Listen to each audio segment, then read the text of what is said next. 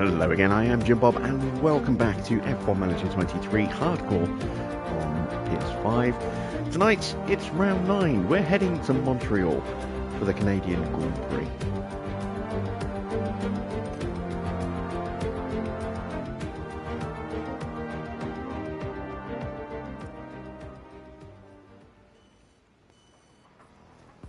So welcome back to our Hardcore series. Once again, if you are new to this series, then the purpose of this is to start from day one with all of the highest difficulty settings on and some additional rules to make things tricky and a little bit more restrictive for us, so we can't just storm through after 1 or 2 seasons.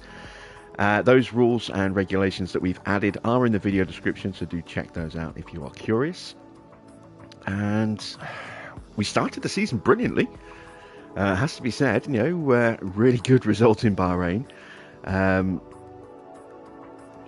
We had an amazing result in Baku, and ever since Baku it's kind of just fallen away from us, unfortunately. It's all started to go a little bit wrong. Monaco was particularly bad, and it wasn't great last night either in Barcelona. It rained, and it rained all over my hopes for potential sneaky points. But we've got brand new wings tonight. We've got new front wings and new rear wings to go onto the car for Canada. We're going to be sticking brand new engines in the car tonight as well. So hopefully we can maybe push ourselves a little bit further up the order again. Maybe be in with a chance to actually sneak some points. And that would be really, really nice, because we are reaching the point very soon where development on this year's car is just going to stop completely. So it'd be nice to try and capitalise on competitiveness while we can. Let's get started straight away with advancing time. Get those wings into production. That is a spare underfloor, and that frees up one of the manufacturing slots we're going to need to make these wings. And there is the new rear wing. So let's go to manufacture and let's see. Rear wing. And this is going to give us quite a nice little bit of speed, a little bit of acceleration boost. It's going to give us a nice DRS boost. It's going to give us some additional downforce, a little bit of extra dirty air, but that's not enough to really make much of a difference there, unfortunately. We are 9 days away, so let's go ahead and make, well, we want more than 3, but at least this means we'll have a spare going into the Grand Prix. We're going to go ahead and make 4 straight off the bat. That's 1.1 mil. I don't want to overdo it with parts because I want to have a little bit of money in reserve so that we can try and at least buy 1 new engine while we're in Canada. And we have completed research on the underfloor. We will come back to that in a second, because I want to get the front wings into production first. So let's go to manufacture these. And let's see. So these new front wings are going to give us quite a bit more downforce, a little bit more dirty air tolerance as well, even improve our brake cooling slightly. That's good. And again, we want to get as many of these as possible. This will give us a spare going into qualifying. I might actually go ahead and rush this, just given how erratic we saw our drivers being in the last couple of races. I'm going to go ahead and rush these wings just to make sure that we've got 2 spares going into this race. So that will cost us a little bit extra. It's going to cost us an extra 450,000. So 150% of the cost, unfortunately. But like I said, needs must on this one. So there we go. Got some rear wings going. Spare chassis has been completed. So now we can take a quick look at the warehouse, and let's see, we still need side pods, we still need suspensions. I think we're still working on suspensions. Yes, we are. And we've already increased that. We can't, unfortunately, manufacture anything else, though, until we free up another slot. So that kind of kills that in that respect. I've got about 800,000 to play with going into the race. Let's see. Actually, no, I suppose we can use the money we get after Canada to purchase the engine. We don't have to run the new engine in Canada. So let's get some more research done. Let's get a front wing project going. We are 18 days away from ours. So we've got big changes to high-speed downforce, smaller changes to medium, and slightly smaller changes again to low speed. And then we're just going to drown everything else down to the bottom so that we can really kind of try and boost the focus on the parts that are going to need it. I'm actually going to drop these down a bit more as well. There we go. And we're going to get 3 engineers on that. And let's get a rear wing going as well, because we haven't done any rear wing research yet.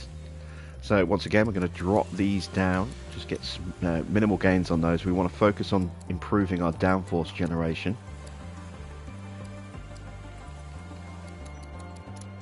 There we go. And we'll go 2 engineers on that one. And then 1 more. Side pods not going to be affected, so we're not going to research side pods. And same with chassis. Chassis not affected by regulation changes, so we're not going to be doing research on those. We're just going to focus on the parts that are getting technical regulation changes. So we'll do another underfloor project.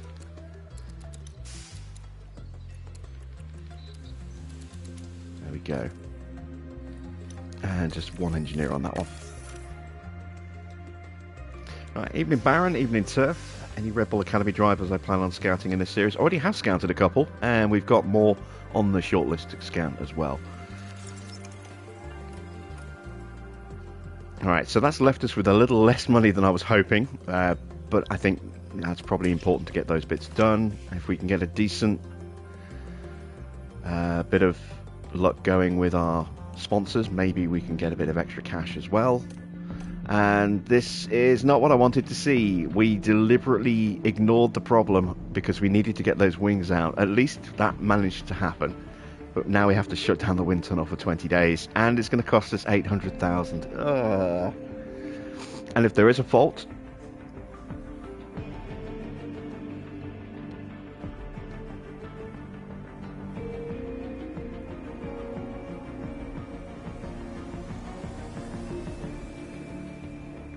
well, we may have to pay additional refurb fees after this as well, but we're going to have to pay 800,000 just to get this investigation going. That's wiped out another chunk of cash. Okay, maybe we're not buying a new engine after this race. But we started all that research. If I'd remembered, I probably wouldn't even have bothered starting that research. We could have just bought the engines. Never mind.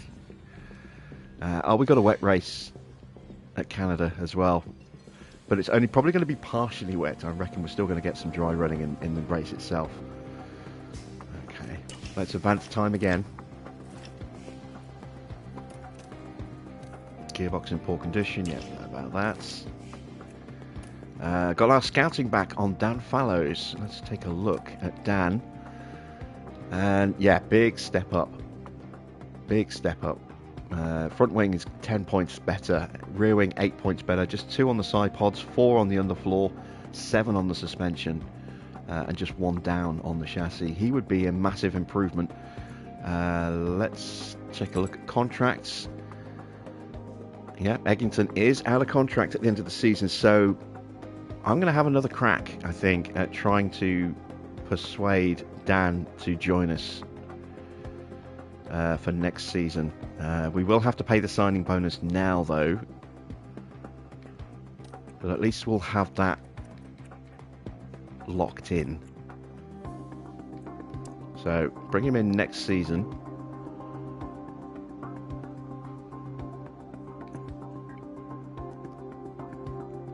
This is what we offered him last time, 2.75 mil and 200 grand.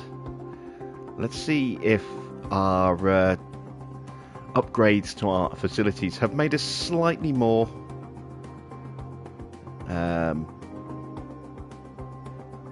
attractive an opportunity. So let's. I'm actually going to drop that down just a touch. I'm going to drop that down to 2.6. Start from there, but I will up that to 225.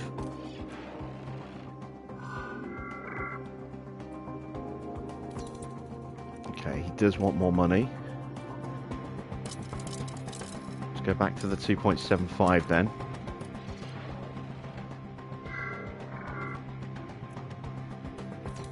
Okay, we'll go to 2.8, and I'm going to increase his signing bonus to 250.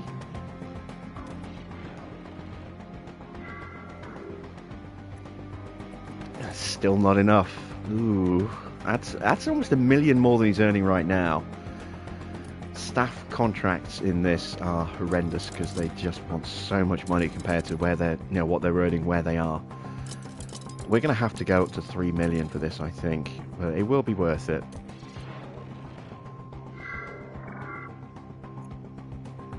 There we go. We've got him signed to join us next season.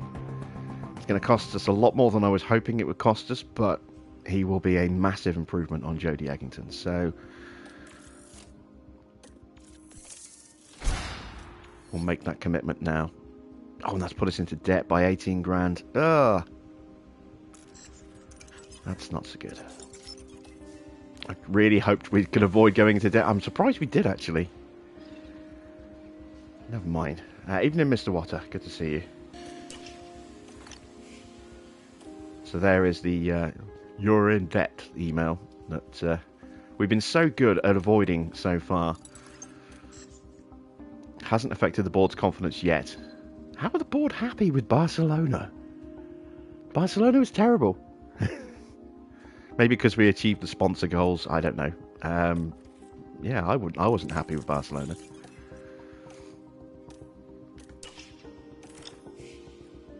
All right, we've got scouting back on Iwasa.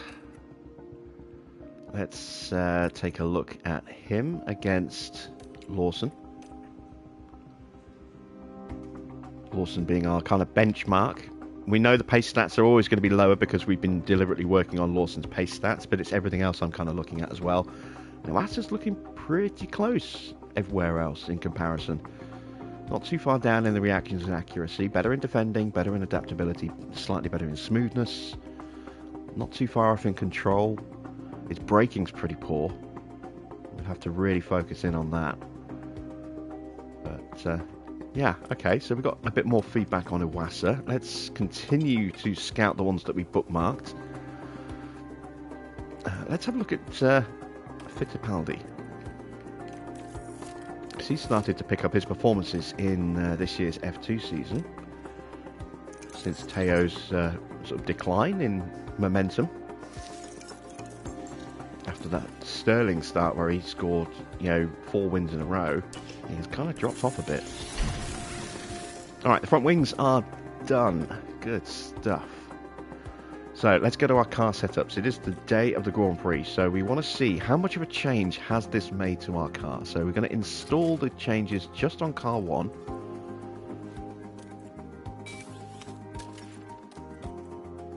And let's see just how much that has improved our performance.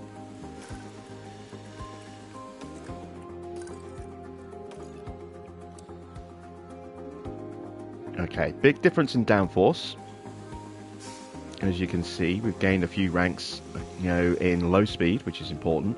We have lost out a little bit in terms of brake cooling.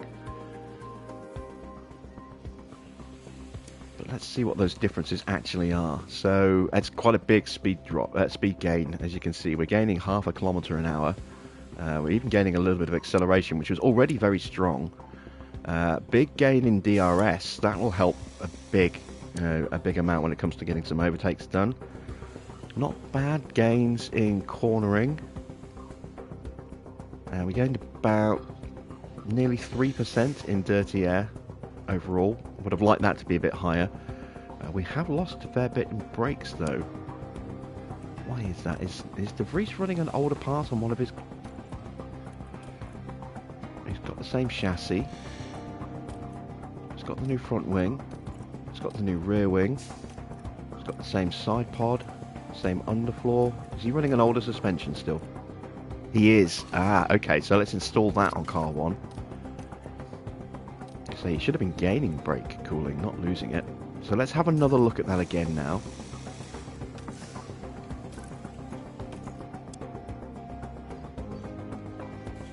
Yeah, there we go. He has gained a couple of ranks on brake cooling, and there you can see the full difference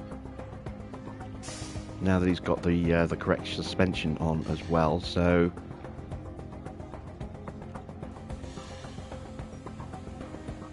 yeah, definitely positive gains. I don't know how much of an improvement they're really going to have, but the big improvement in DRS and the improvement in our cornering, you can see the high speed actually we gained 3 spots on that, not just 1. Thanks to the suspension change. Yeah, that's going to help. That's definitely going to help. So let's set some targets for tonight's race. Let's go with both cars in the top 15, both cars into Q2. Finish position 2 in the top 15. We should hopefully get that. I am going to have a crack at the fastest lap tonight. Finish position streak 2 in the top 15. We pull that off. That's an extra 560 grand, and we need that money. We really need that money. So that would be awesome if we can get that one done. And quali, we've got a new streak that we are almost done with, actually. 3 down so far. 1 in 15 for 5 races. We're 3 down on that. Should be able to knock that one out, and that's worth 2.6 million, and we desperately need that money. So I think we are ready go to Canada. We have cleared our debt as well. That little 18 grand debt that we went into signing fallows has now been turned around. We're up to nearly 60 grand in the black. So let's head to Canada.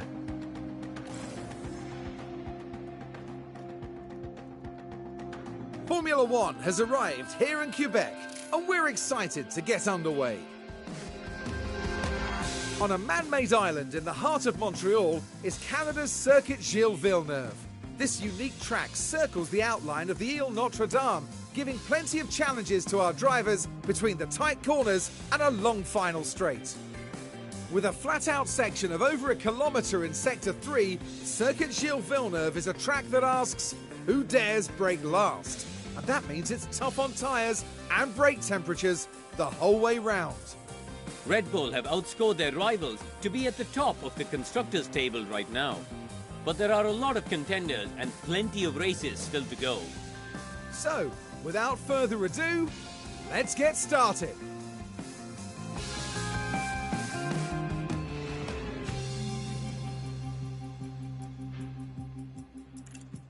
All right. Good evening, Farah. Welcome. How many races do I think Max is going to win next year? Oh, it's too early to even talk about that. You've got to wait and at least see what the cars are going to, do in practice next season before you can even begin to speculate on next season.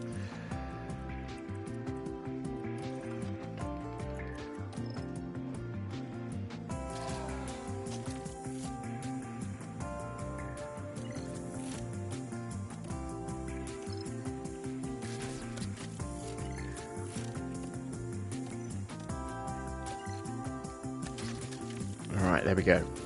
Knackered bits put into De Vries's car. Let's see what we can swap over on Yuki's, if anything.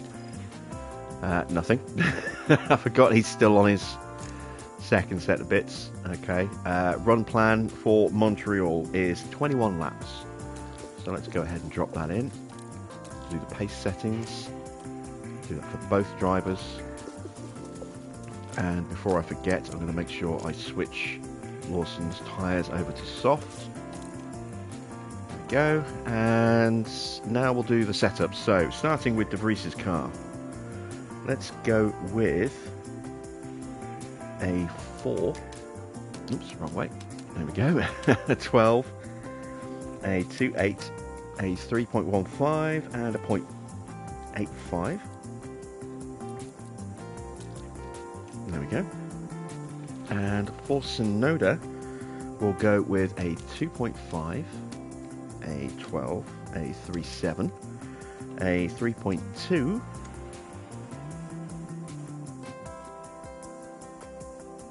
and a 0.7. All right, let's send them to the track.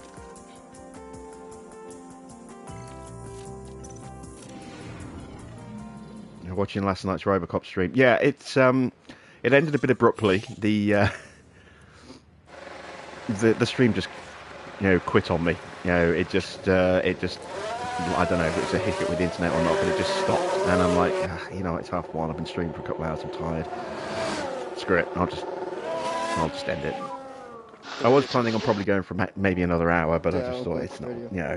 I'm tired. This is a good place to stop. So I will do some more tonight, and probably another 3 or 4 hours tonight. A bit more well rested today. Oop.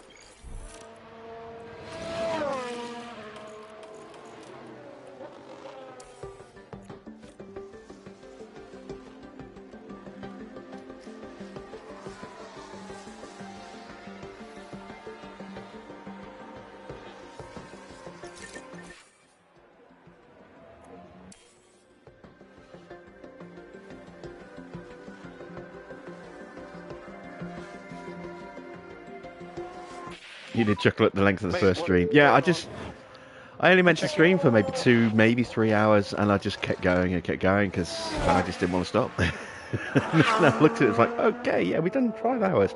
I think it's a good place to stop.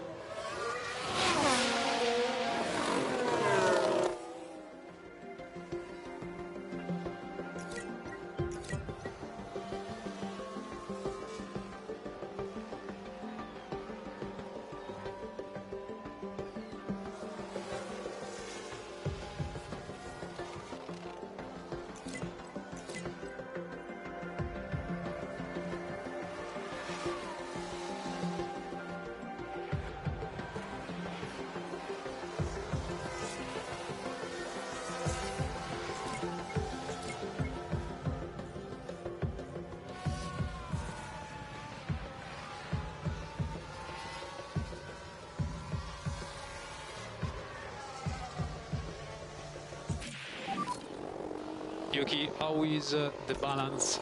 How is the rotation? 70%. That's not a good start. Copy. That's going to be quite a few things that need to be changed on that car. 88% for Lawson. That's better. Let's call him in.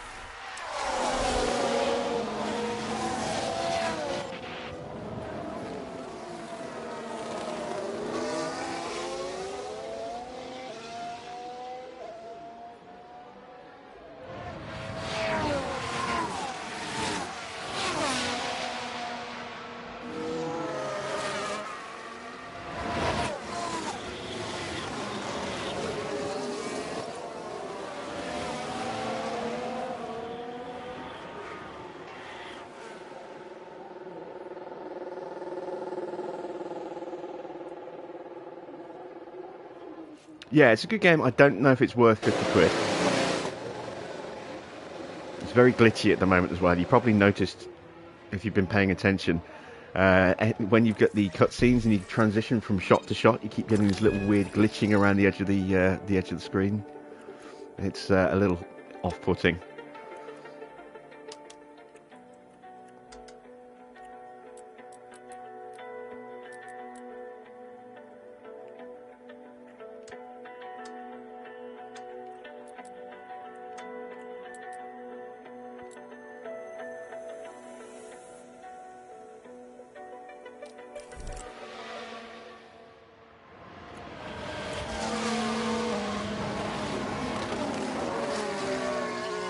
But it's it's what I would have been playing. I would have been playing City Skylines, but instead of that, because obviously that's been delayed for however many months, that became the replacement.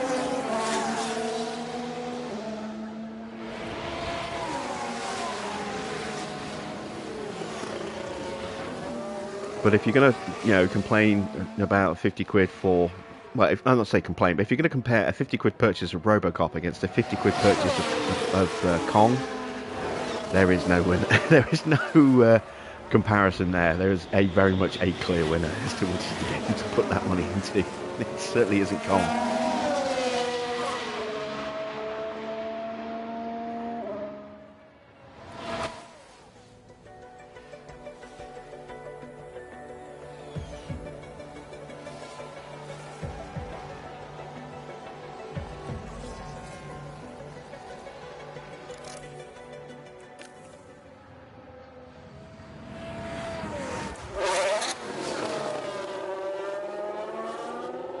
just got this slightly worrying feeling that we might have a little get together here. Nope, okay, he's got out clear, and Yuki's on his in lap. Fantastic. Just had this horrible sudden thought that my two drivers are going to collide as Lawson comes out the pits. Was not to be. Thank you. And the American Dream, yes, yeah, that looks awful.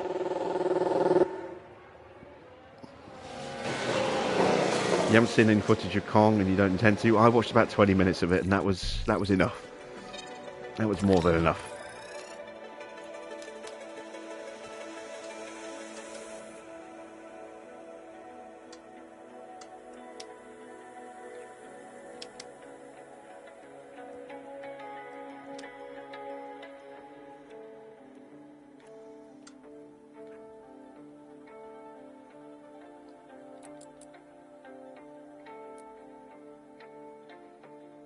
Alright, let's give that a try. Oh yeah, I forgot about that truck driver game. I wish Farah could... bet Farah wishes he could just forget about that game.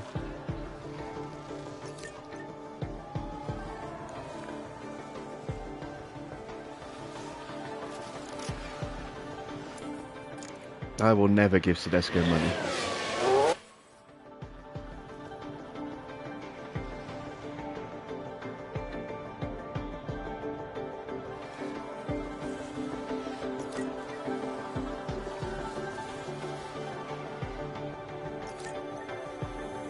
You're calm, it was free, otherwise yes. Oh, did you get it on PlayStation Plus, or did you win it on a competition or something?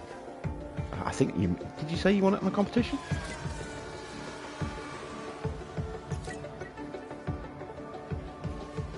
Oh yeah, you won a key. Yeah, I mean, when I got a review key for Real Farm, when they did that,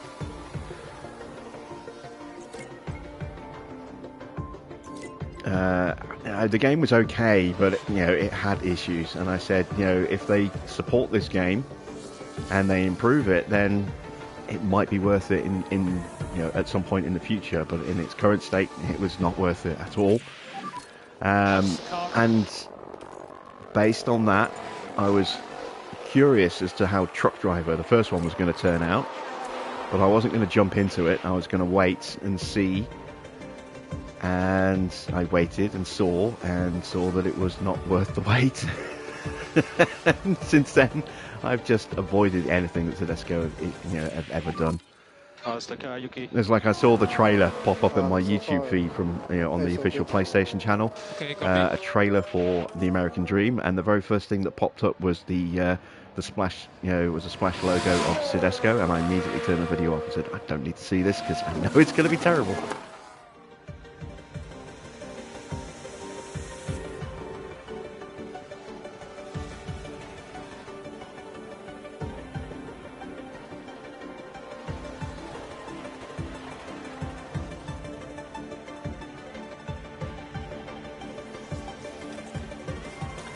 Made some improvement on Sonoda's car, but we're still a way off.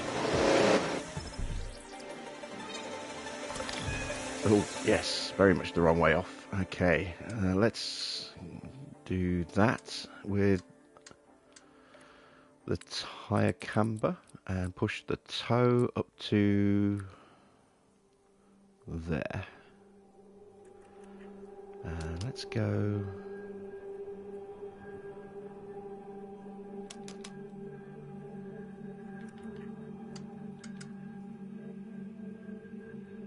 Let's go like that, so we get a small change on the straights performance as well. Push that up to a 1, and we'll try that in the next session.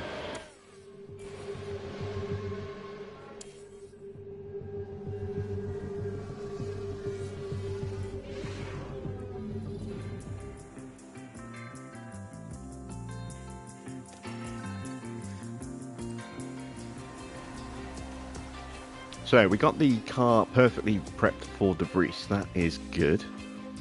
Don't need to change any parts. So we can just run him as long as we need to, which is going to be about 45 laps of fuel on those hard tyres. Mediums for Yuki. We're going to run him for about 30 laps. hope that we've got that one set up. Okay. Yuki is going to be taking penalties tonight. Potentially.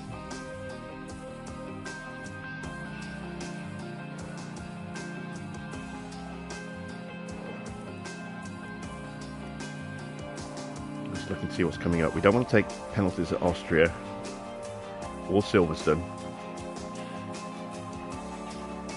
And we certainly don't want to take them at Spa because our car isn't quick enough for Spa. So yeah, we'll probably take them tonight.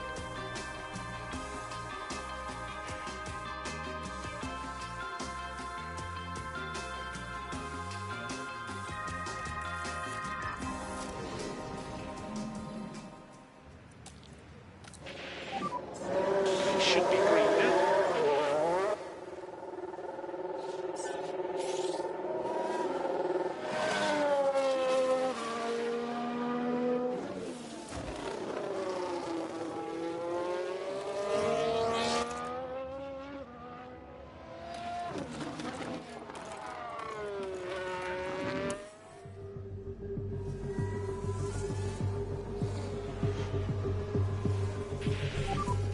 Seems like there's coming like smoke out of the cockpit. Pull out to take some air on the straight. Copy that. No, I'm not seeing smoke. You worried for a second then? Fireworks getting on anyone else's nerves? It's actually been quite quiet for fireworks for me so far. I think that's maybe because it's been absolutely chucking it down.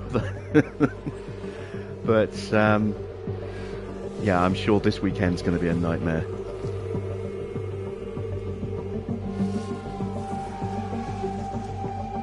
Last year I had fireworks on and off for about a month. It's not been anywhere near that this year. I've seen little bits of fireworks going off here and there over the last couple of weeks, but you know, not for very long and not in any real volume. I'm hearing a few little bangs in the background, but they're pretty muffled and quiet compared to usual, so they're further away. Night is still young, who knows, maybe it'll pick up a bit.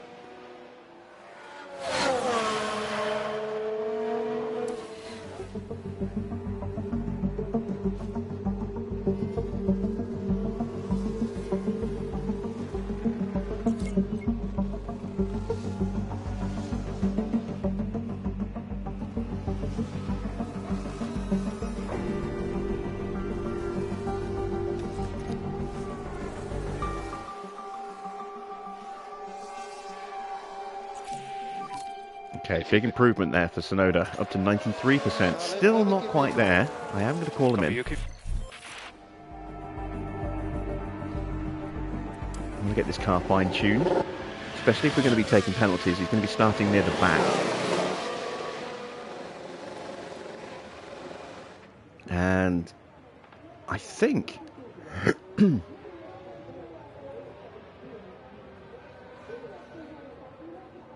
I think I might try something a little different tonight. We might skip quali altogether. Right, so the front wing, we've gone the wrong way with that. So that needs to be a 4.5 then. Pull that back to there, pull that back to there. Is that enough? Does it need to be a 5? Might need to be a 5.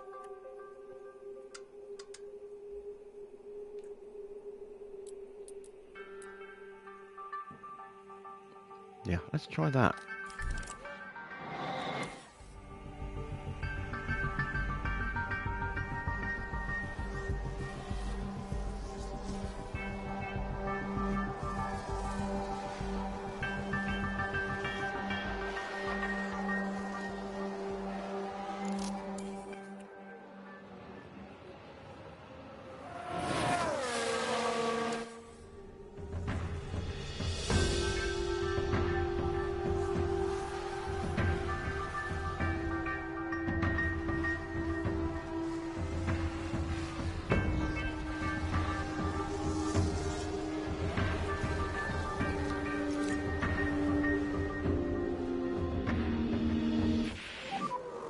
What's the issue? Stand by.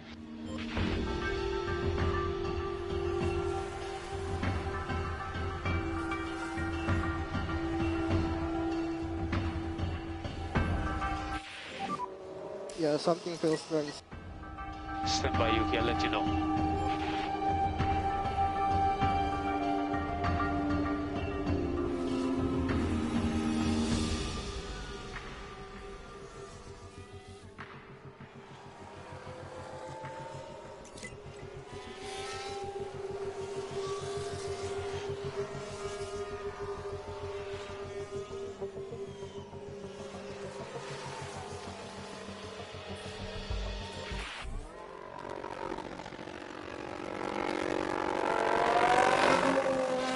It doesn't sound right.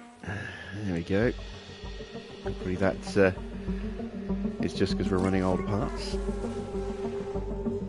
Feedback for Yuki is incoming. Have we nailed it this time?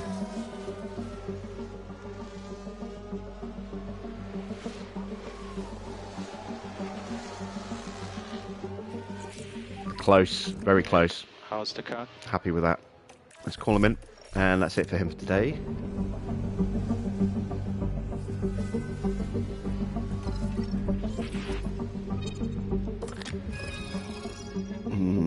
We are close on that wing. Gonna drop it back to a 4.5. I'm not sure whether we went too much, so we'll just do that slight change and see how that works.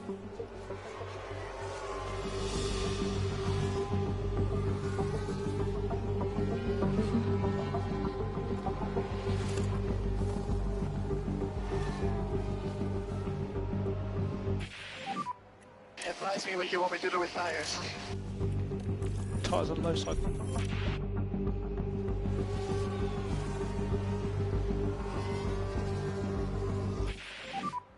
Let's check at 5. There we go. Practice 2 is in the books.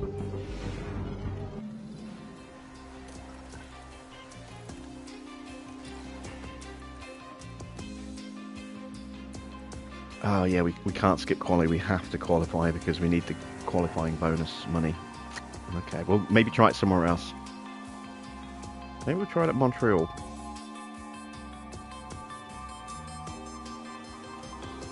Right, soft tyres for Yuki.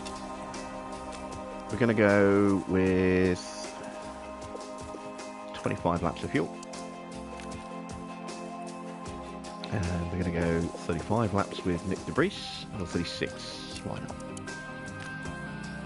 And hopefully we have got Yuki's car nailed down now.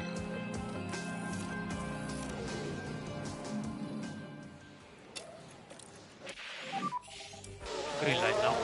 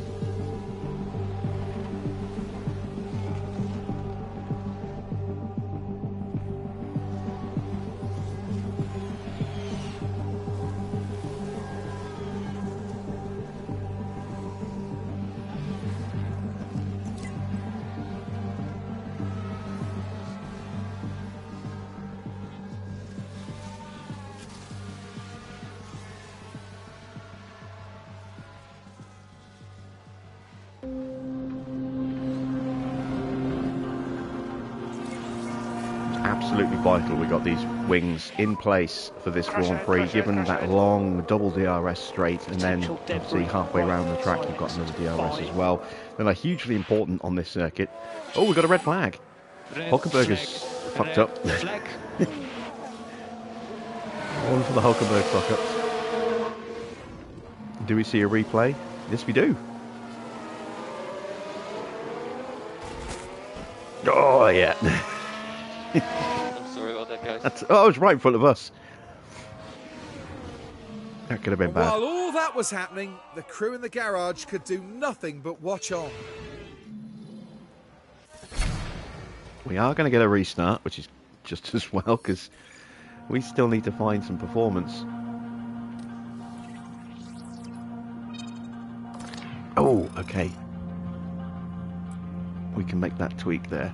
Everything else looks like it should be good.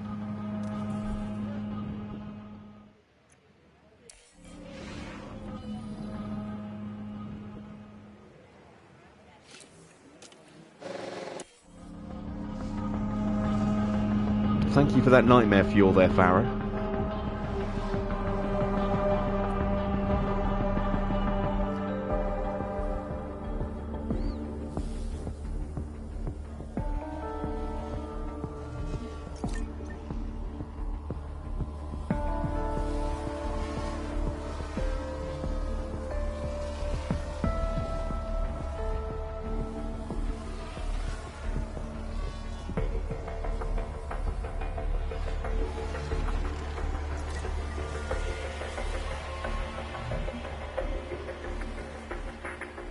I've just noticed the car. I didn't put the parts on Yuki's car yet. Oh, what an idiot. Look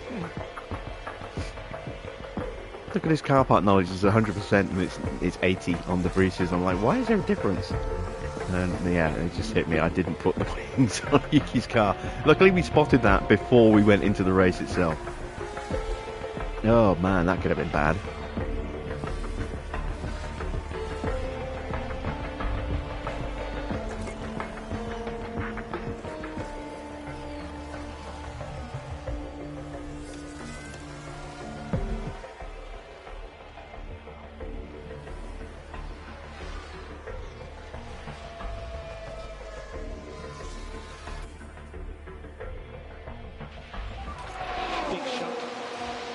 Debris for a front wing, it shouldn't be too long. Now we should be able to take a look here. Now we're watching Carlos Sainz here. The car makes contact, and that's not That's what him they out would for have the had rest in of this mind session. when they woke up this morning.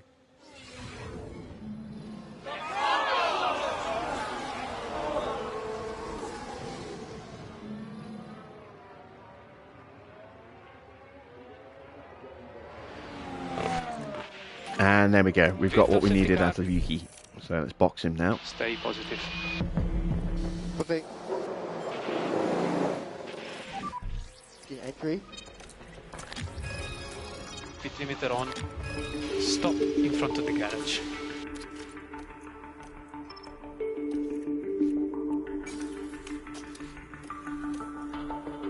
Let's make sure he's got the right wings. There we go.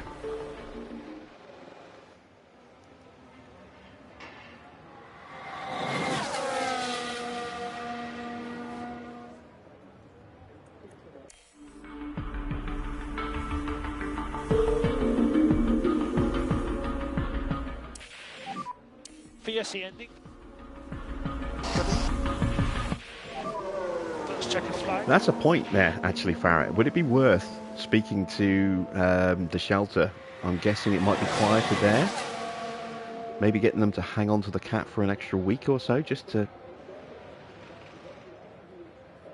get them to keep it calm over the next couple of next few days and stuff before the bulk of the fireworks kind of die down. Surely it's going to be stressful, in a new environment, and then if you had the fireworks in on top, that could be problematic.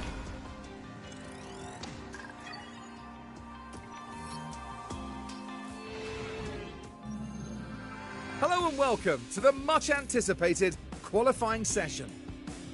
The circuit Gilles Villeneuve isn't a permanent track, so circuit evolution is high over the Grand Prix weekend. Overtaking is possible, but getting a well-timed lap in qualifying will help any driver. Karun, there's Yuki Tsunoda. How would you describe things for him at the moment? The main thing on my mind was their speed in practice. They just weren't that fast. But was that down to the driver, the car, the team experimenting? We don't know, and we'll just have to see how they fare in qualifying. The team boss forgetting to put the And wings it's on. almost time for qualifying, and you won't want to miss that.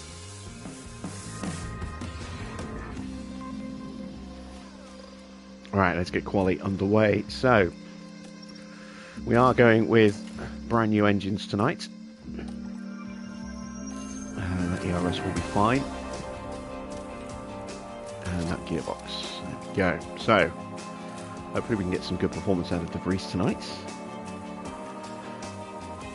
We are possibly going to have to take an ERS penalty.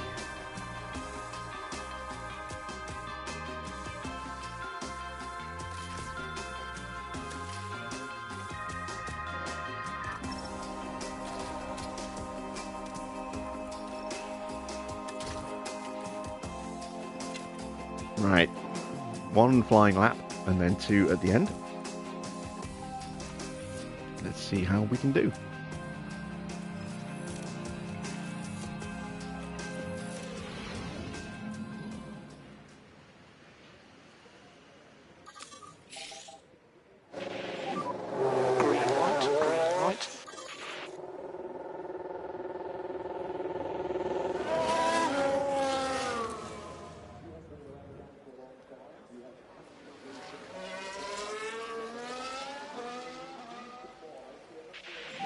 Once again, there's that weird slowdown on that corner. It's always there on this circuit.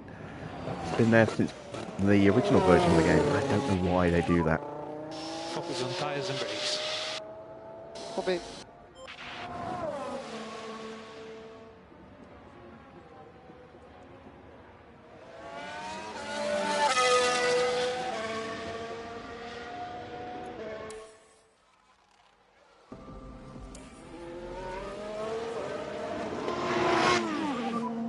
Track is clear. Recharge off and push. Oh, great.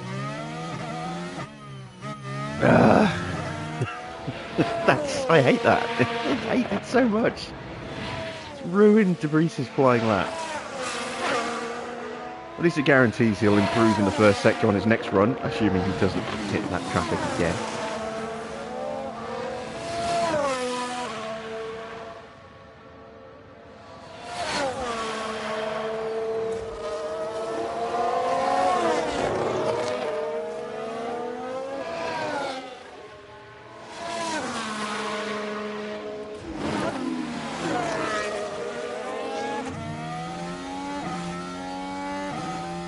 No hold up there, that's good.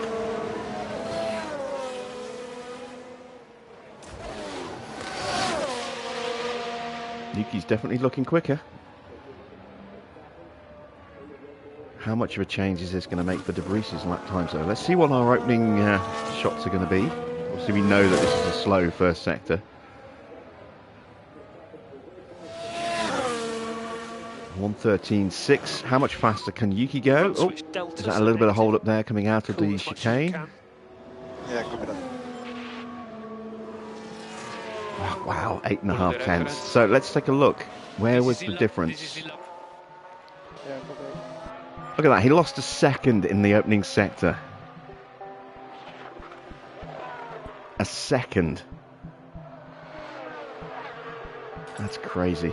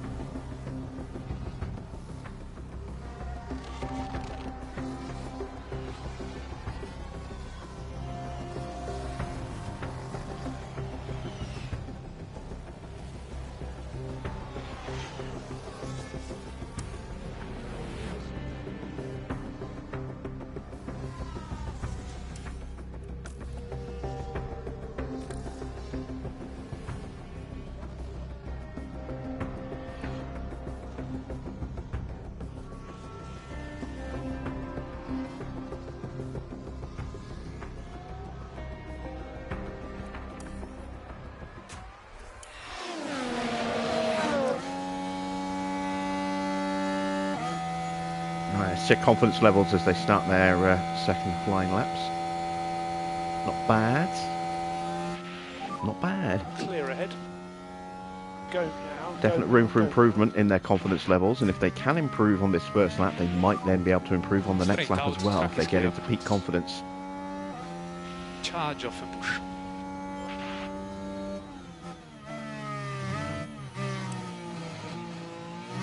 No one coming out the pit lane, that's good.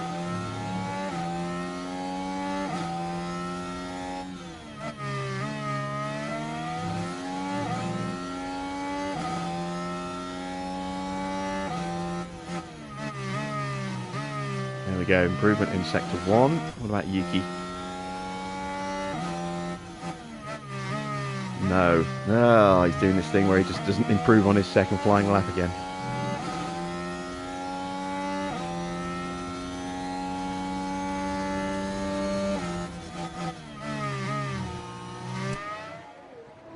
No improvement in the middle for De Vries. That's not good.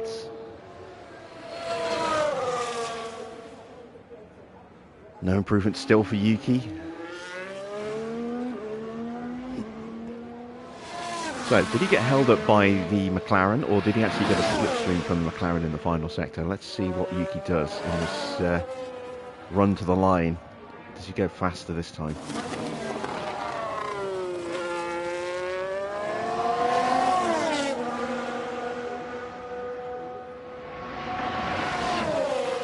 I don't know. I think he does. I saw a little green flash to indicate he had a personal best. So, confidence level is... could be better. Yuki's in 10th right now. De Vries in 14th. Let's see. Only just ahead of Piastri. Nearly 3 tenths behind Norris. Need De Vries to find some more pace.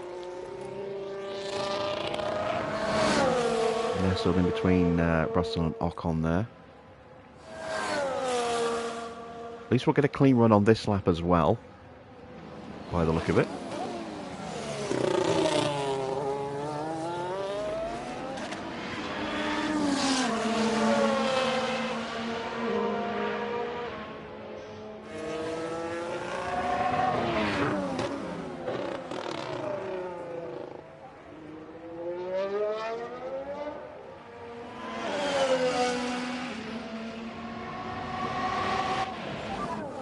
So track is clear.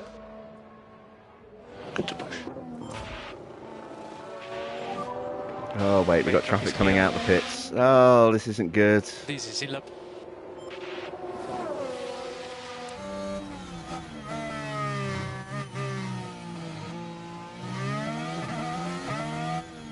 And once again, that Ferrari ruins our lap. It's going to do the same for Yuki. Yeah. No point burning out those tyres. Just call them in.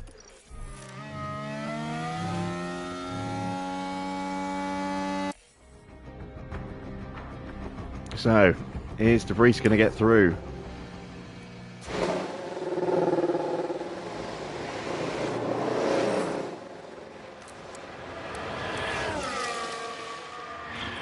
So Bottas, Zhou and Albon all on flying laps. Albon's the one I'm watching because I think he's the one that's like, well, actually maybe Bottas might have a chance. Look how busy the end of the straight is there.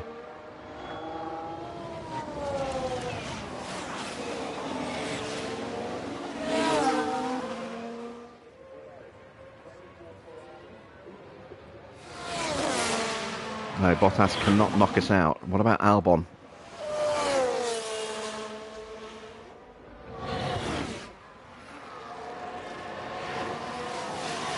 Oh, and that's his lap ruined.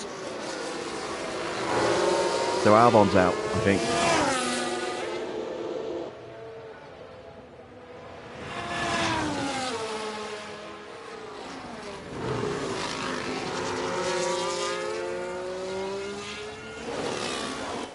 Alright, so both cars are through. That's good.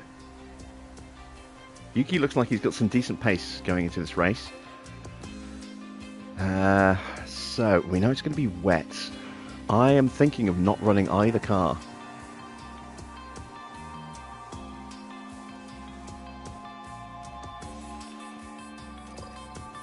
Because I want to do a position game.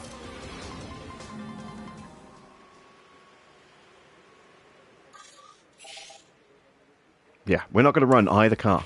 Okay, should be green now. Unless Yuki can get into the top 10 and then, you know, qualify, I don't know, 6th or 7th. It's not worth us running him anyway because he's going to take a 10-place penalty because we stuck a new ERS unit in. So, seeing as he's going to be basically starting from the back, there's no point running Sonoda.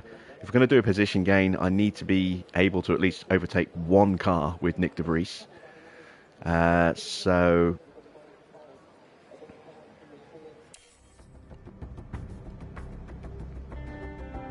if I qualify him as high as he can possibly get, that means that's less likely that he'll actually overtake anyone. So yeah, this is it. We're not going to run in the next session.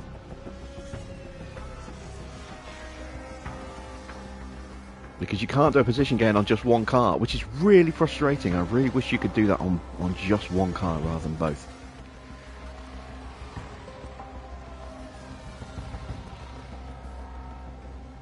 But de Vries has to gain at least one position for us to make any money on Sonoda.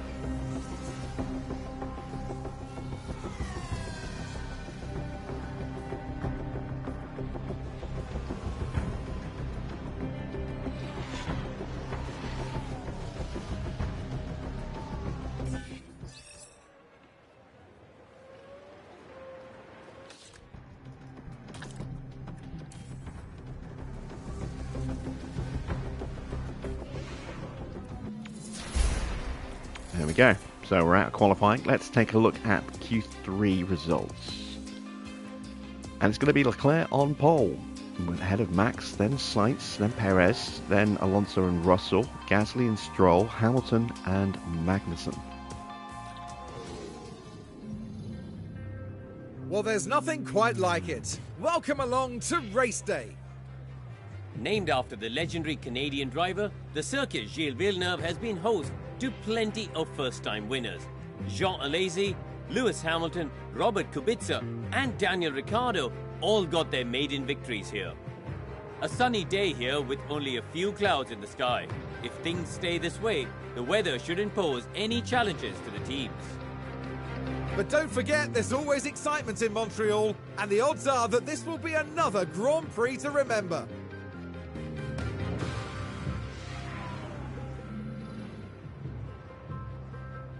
Well, we've got some rain. Let's take a look at what the weather situation is going to be.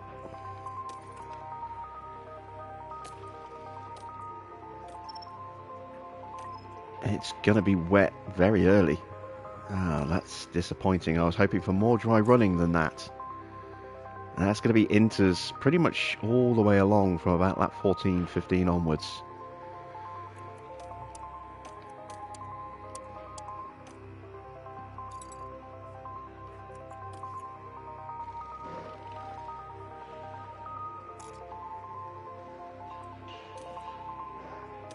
Okay.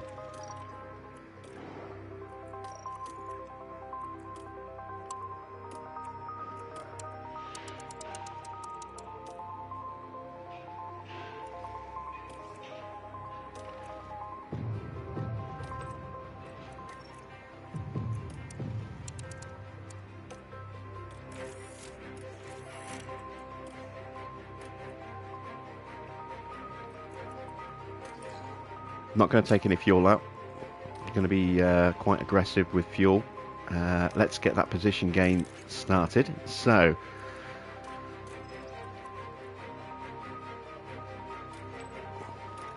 this is the annoying thing. You cannot do no position gain on car 1. You have to do one position. That's a risk.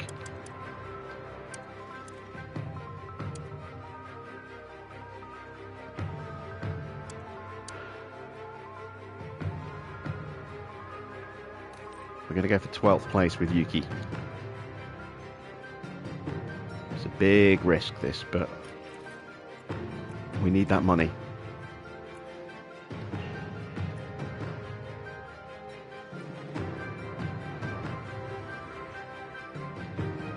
And if we're going to get the fastest lap, we have to get it very early on.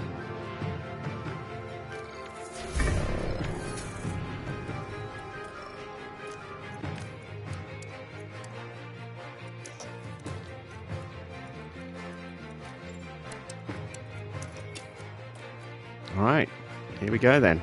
70 laps of Montreal. Let's send them to the grid. 70 laps of the Canadian Grand Prix await our drivers here in Montreal. Now, this could be an important race for Pierre Gasly. They find themselves starting in P7 and eyeing up a handful of points. But there's no more time left. We've got a race on our hands. This is it. We're moments away now at the Canadian Grand Prix. And it's lights out, and away we go. All right, we need a strong start from both cars here. Copy. We can fight. Copy.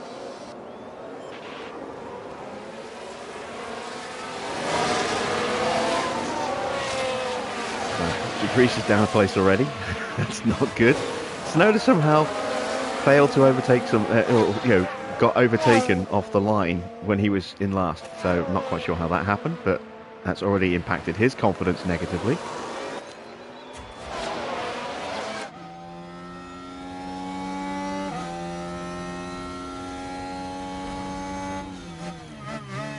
And we've got a yellow flag in front. Oh, it's a big We shunt. need to focus on the energy now. That's a Mercedes. Crash ahead, crash ahead. It's crash Hamilton. I'm sure Farah is happy about that. What happened? And the contact Oh, between contact the with cars, Stroll. Inevitable.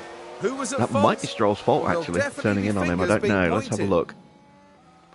See what happens as a result of the investigation. Bring the pack up.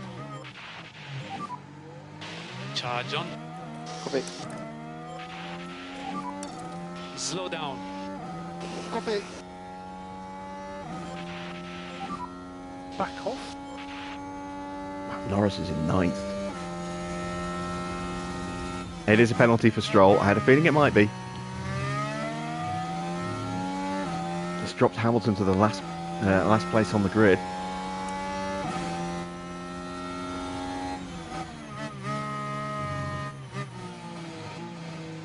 Bottas just puts the moves on us there, but that's okay because we're saving the battery. Head down, crack on. Hamilton has stayed out, so obviously only superficial damage. Let's take a look at his car actually. Can you see any obvious damage?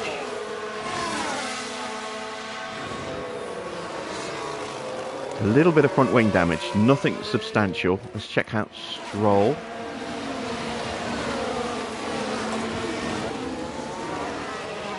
Stroll looks like he hasn't got any damage. Let's check tyres. His tyres definitely took a hit. He's lost about 10% on his tyres. Hamilton's lost a little bit on his tyres as well.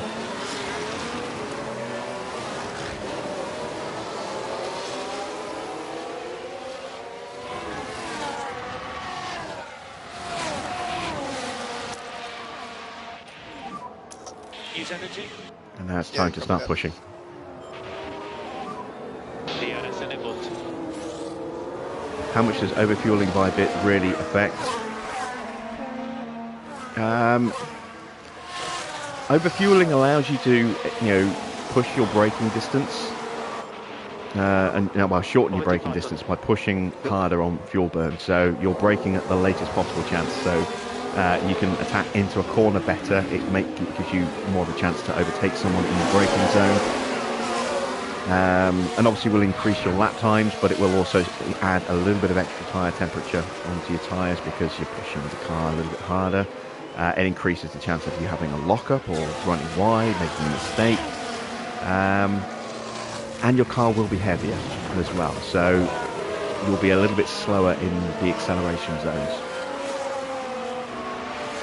So it's a tricky one, but I want to just burn fuel hard until the rain comes, and then we'll recoup that fuel on the rain when the rain hits. That's why I'm pushing.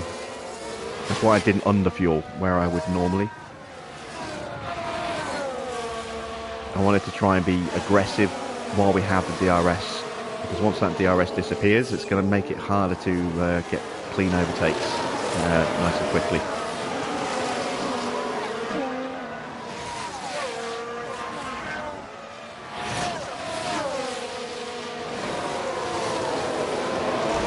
Oh, contact with Bottas. That might have been our fault there. Don't think we've got any damage. There's a yellow flag now. But I think we squeezed him there. That might be our fault. Now this was at turn 1. And if it is, that's a disaster, because Dangerously that's going to be a close to penalty each for other. Reese, and we need him to gain places. The cars coming together right there. No wing damage. Tyres didn't take any hits, so we got away with it in terms of any kind of damage, but it obviously has dropped us a couple of seconds off the back of Bottas again. Let's push hard to catch him, and we may get a penalty for that. I don't know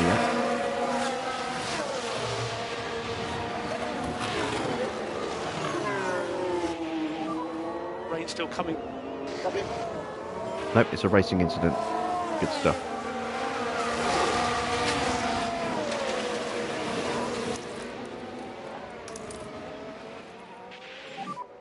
Need to focus on getting the pack up.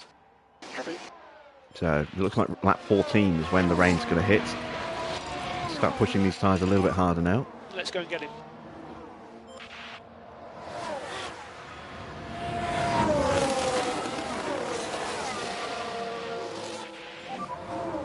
No DRS available, no DRS available. Okay.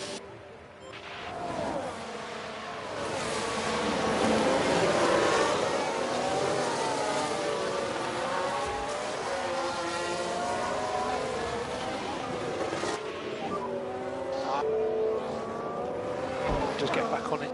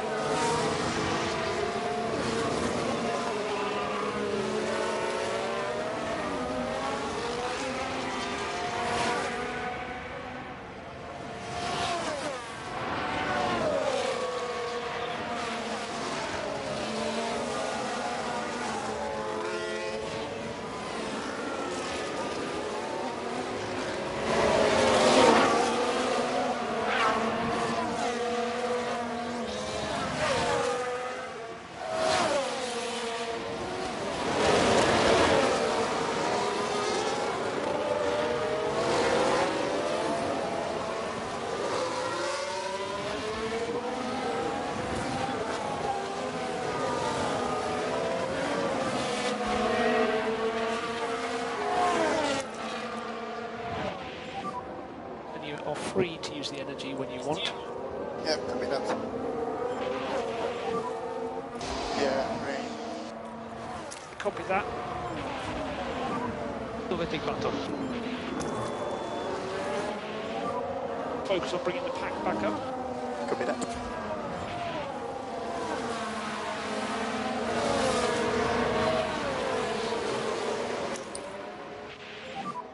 Recharge.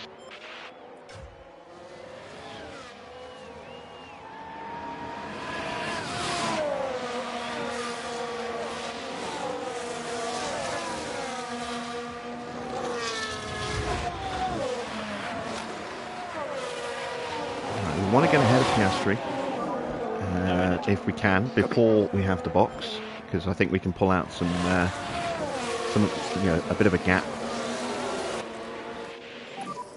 Overtake is available. Copy. With a yellow flag. Albon's made a mistake, I think. Or did we actually just overtake him? We might have just overtaken him. Here. Things were all right here. The wheels just lock up there, and they ended up their own passenger. You've got energy. No, well, yeah, I'm getting confused. I thought Albon was in front of us for a second. I was looking at the wrong car. Right, Tsunoda has joined the back of the party.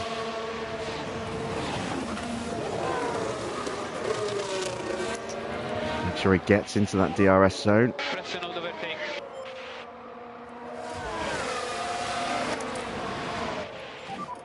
we can just focus on charging the pack. Copy. Recharge on. Did he make it? Please tell me he made it. No, he didn't. Damn it. But he is close enough now, I think. Bottas is through on Piastri. Can we sneak our way through as well? Oh no, Piastri's fighting back. That's going to make it tricky.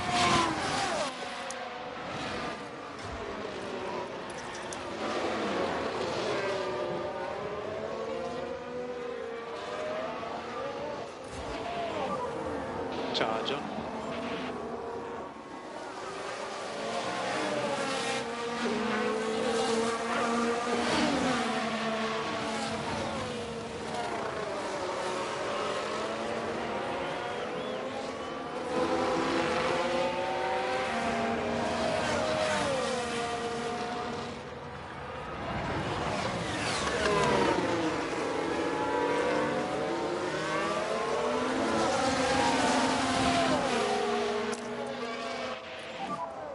Use everything. Copy. Use and deploy when you can.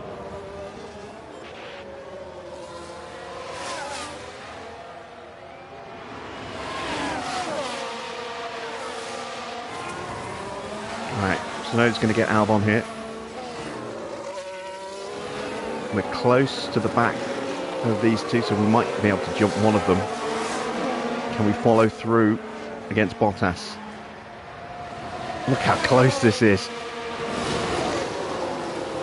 Oh, god damn it. Collision with Bottas again.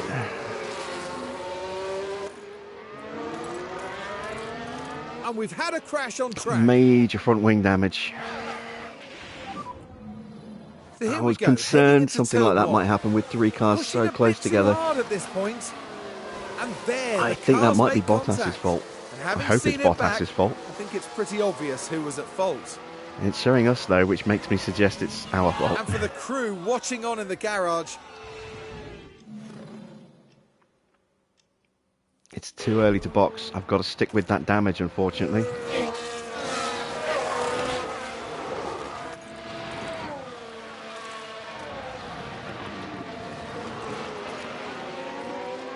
And it is our fault. We got the penalty. Damn it.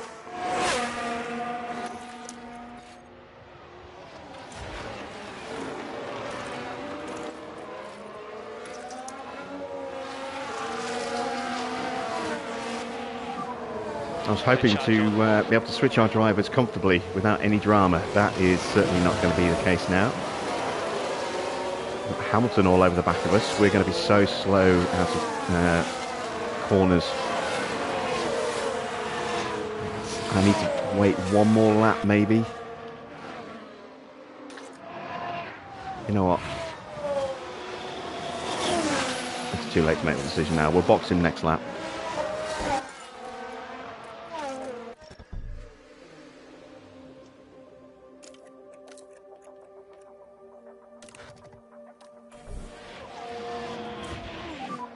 Box this lap. Copy, Max. Box for Inter. Save fuel. You can lift off to avoid instability. Question now is, how long do I keep out Yuki?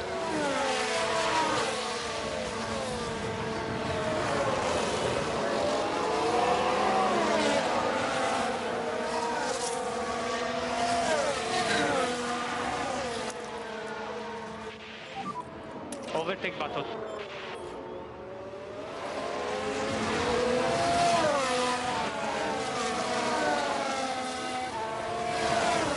Yuki's in peak confidence. He's going to sneak the move up the inside of Piastri here. He's got the battery and full push on fuel and tyres. We should be able to open up a gap on this next lap before we box. Recharge We're going to on. keep Tsunoda out again.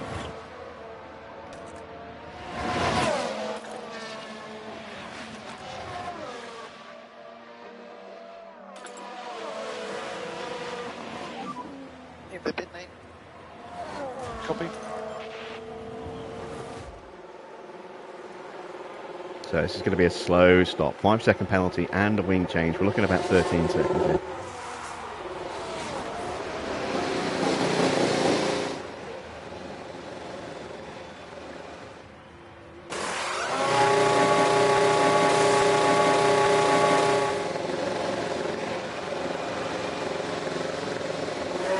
Yeah, that's about what I was expecting. Clear on exit. Right, can't push the tyres, otherwise they're going to overheat, but the track is now starting to come to inters. So maybe we can actually capitalise on this a little bit. Slow now.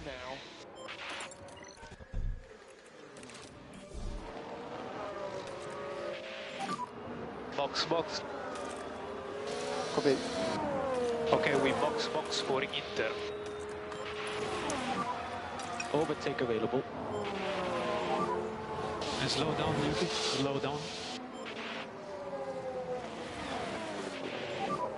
Okay, agree. Understood. We are boxing just a little bit early, but I'm hoping that, you know, we can avoid all the carnage and chaos of everyone coming in at the same time by doing this. The track is pretty much where it needs to be for inters, so we're not going to be that much slower than we would be if we'd stayed out in the lap, I don't think. It's going to, I don't know, it's going to be a bit iffy. But we'll do what we can. Okay, we charge on, recharge on.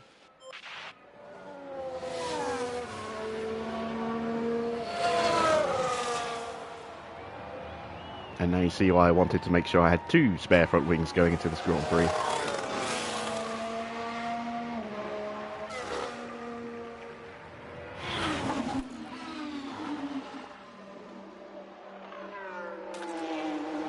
Still no one boxing yet.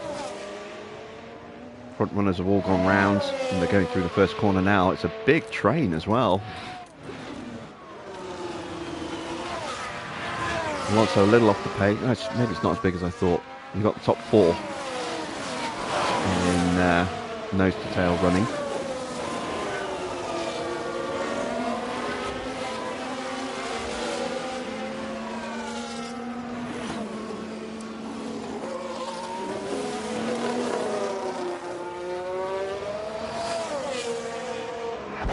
So this will be an interesting indicator as to whether we've gone way too early or not. We had to go early with Debris because of the broken wing.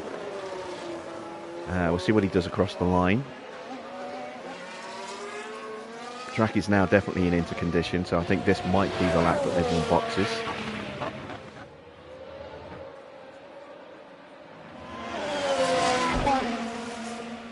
And Debris goes 1:23.0 across the line, so yeah.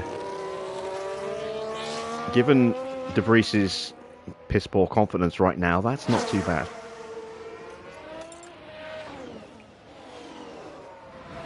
And still everyone's staying out.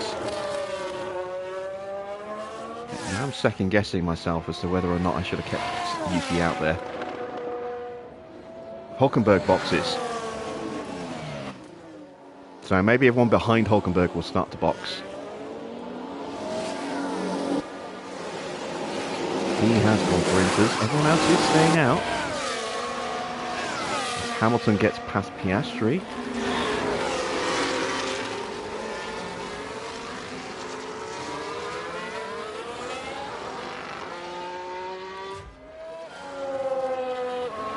Tsunoda coming up to the line.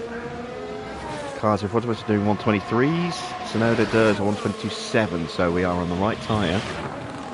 But it's not much of a gain. Actually, Piastri very quick there. He must have been pushing a 1:21.3. We went too early with Yuki by the look of it. The rain seems to have not stopped increasing.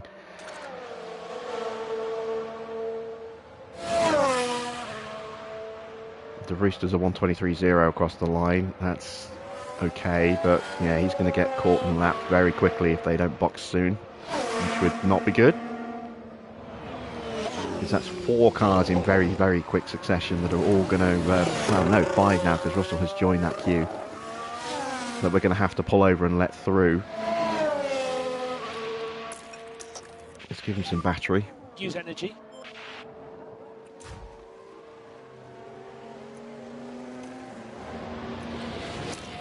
Let's use up what little battery we've got with Yuki to try and at least get a DRS overtake on Zhou before everyone starts to pit.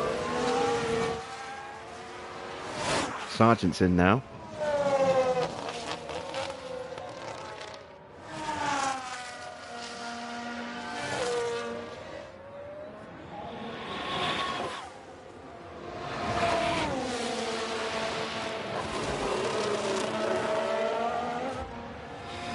And they are just swallowing up the ground between Debris and themselves, that front pack. Max making a break for it at the front, which means they might be thinking of boxing. Yep, there they go, into the pits. Okay, that takes a bit of the pressure off.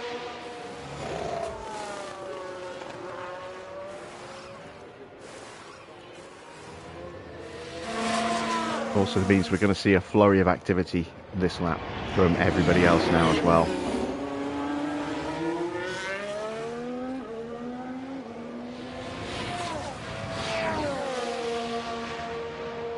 I think we just about got Yuki into range. I'd like to get the overtake done before Zhou boxes. Get that confidence. Top up. No DRS available, no Get him DRS into full available. peak condition. Recharge on. Piastri has stayed out. Excellent. That means we might be able to claw that position back. Zhou has stayed out because Bottas is in. No more overtake. Why isn't our DRS open? It's not...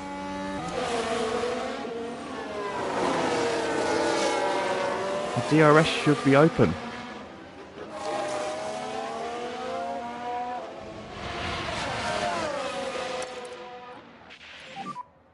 So let's push. Overtake button. We need to focus on the energy now. Sainz has stayed out. He's still on softs. Or medium. No, he's on softs, yeah. Now the DRS is opening up for Yuki. Charge on. Charge on. Evening, Daniel.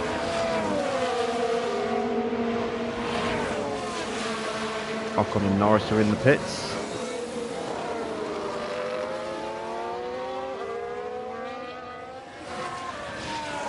Going to see Zhou box here, I think. Now we get the DRS. Why did we get it on the back on the start-finish straight last lap? I don't know. That really bugs me. Yeah, Zhou is in. So is Piastri. Debris is in real danger of getting lapped. I really need Sainz to box this lap. And Piastri gets out comfortably ahead of us. So, yeah, we went way too early with Yuki. Damn it.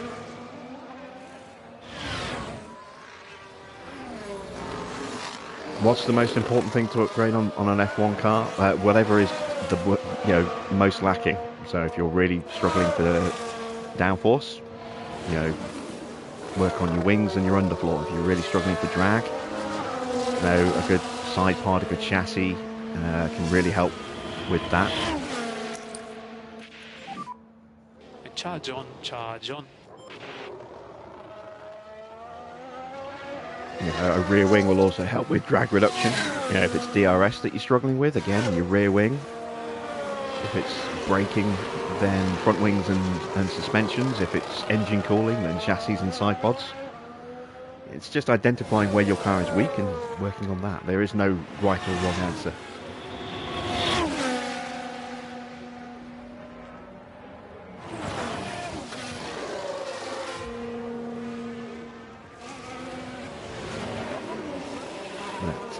As far as our race is going at the moment, I think De Vries is kind of screwed. I don't think we're going to get our position gain done.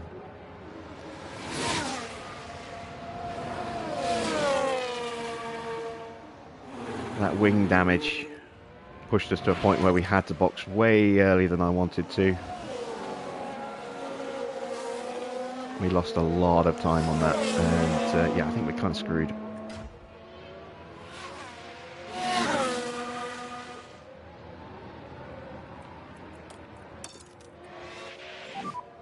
Pick up the pace a bit. Gasly finally boxes. He was holding the lead for a bit.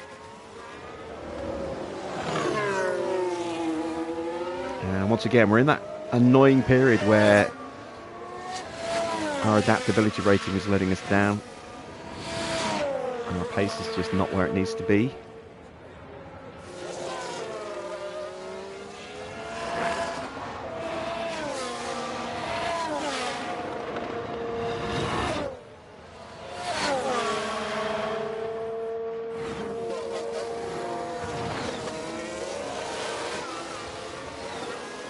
We're about to lose the DRS as well.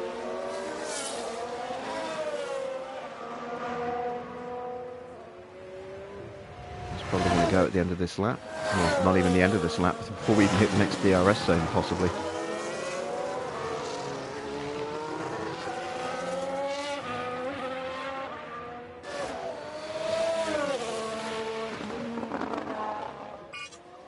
Yep, there we go.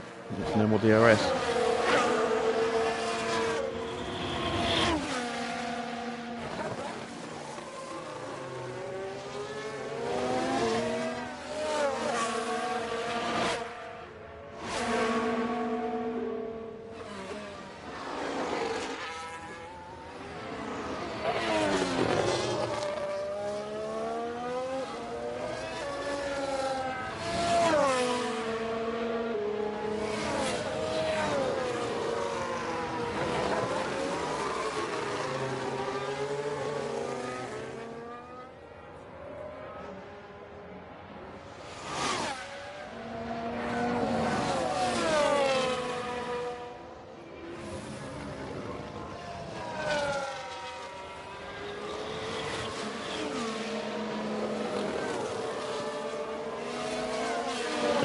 Wish we hadn't had this rain for this race. I was really hoping on it being a dry race with our improved DRS performance going into this race. Now we're going to have quite a big chunk of it with no DRS.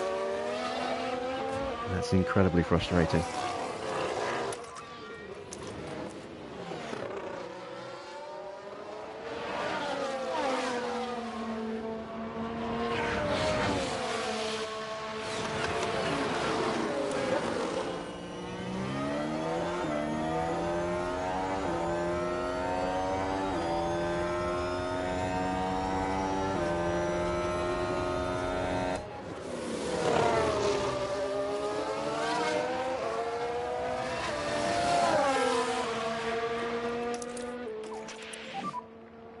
And now we go recharge on.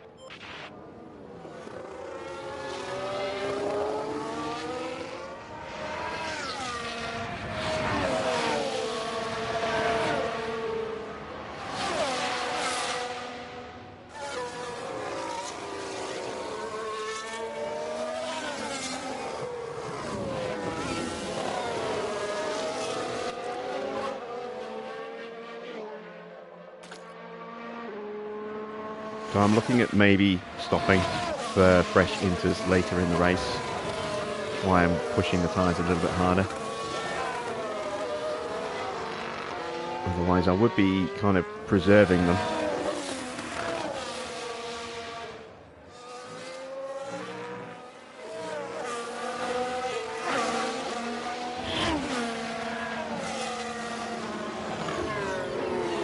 I also want that increase in pace as well. Try and hunt down some of these cars, get these overtakes in. De Vries is just nowhere at the moment.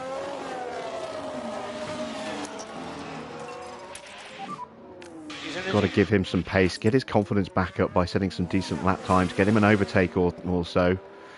That would really help. If we can get him past Joe, that'll be a big boost in confidence for him, which is, you know, as you can see, in the toilet still.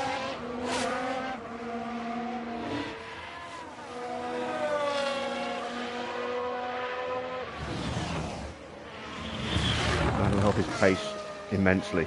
Just getting him out of these negative modifiers that he's in right now.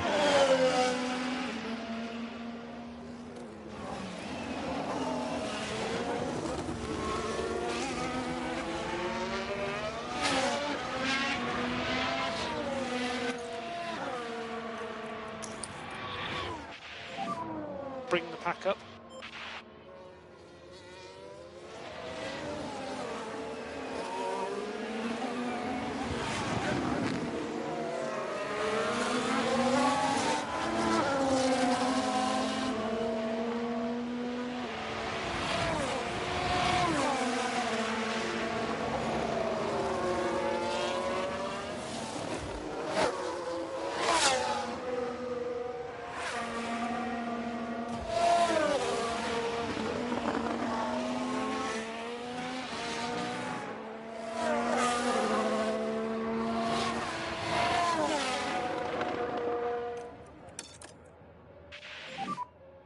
So slow now.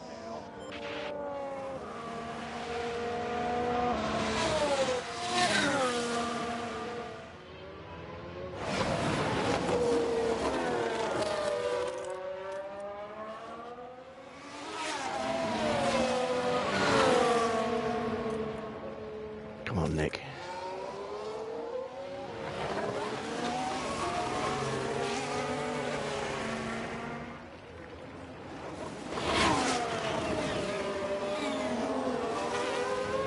The leader's just sneaking into shot there, going through the hairpin.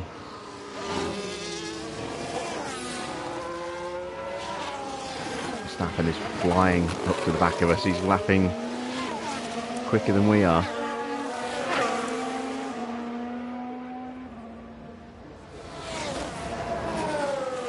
By nearly 2 seconds, 1.5 seconds faster than us at the moment. Just over.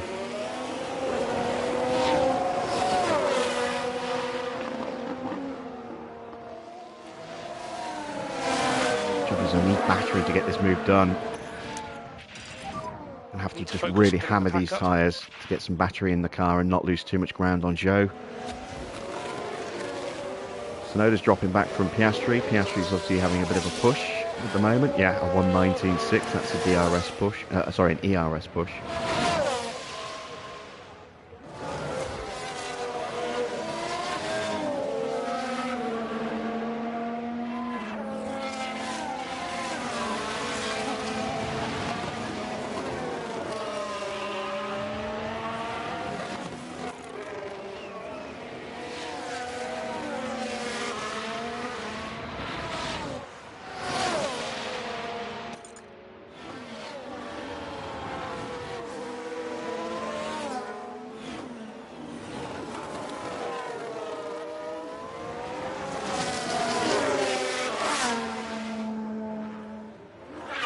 I know we're going to get lapped. That is inevitable. I'm fine with that, but I want to try and at least get the move done before that happens. Because I want to get, you know, those stats cancelled out as quickly as we can. And if we get lapped before we get the move done, we're going to lose so much ground to Joe that we're going to have to do a few more laps to even have a chance to get that move done, which is more laps running at a really bad pace, which is already bad enough.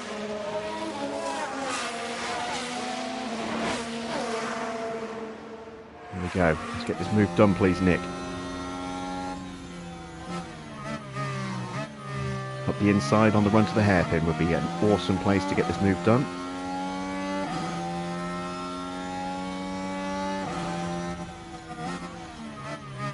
Or not. We're going to get lapped on the next lap. Last opportunity.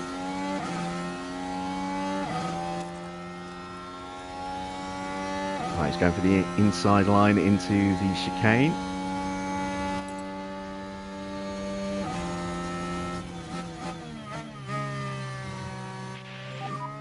We're at the bottom of the pack now, we're energy.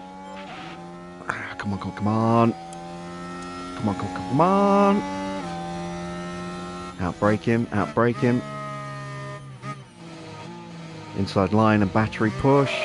And we're through. Thank God for that. And that has seriously improved his stats. He's still in the negatives, but it's better than it was. Focus on bringing the pack back up. And we got the move done before Max hits us, which is about to happen. Look after front tyres. We are closing back in on Piastri after his little deployment. And look how quickly we've pulled away from Zhou. Now that we've got our stats up. It's also helped the fact that Zhou's also been lapped as well, but how much time we're going to lose against Max here. Hopefully it's a little lift at the end into the chicane.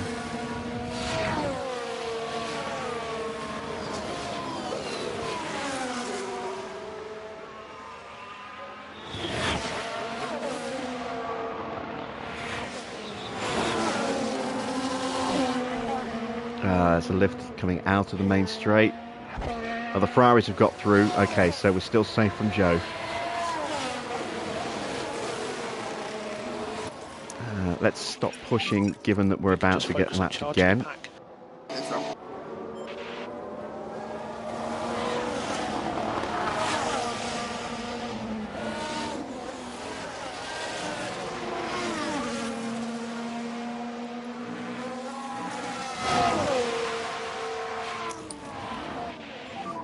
There we go, we're still clear of Zhou.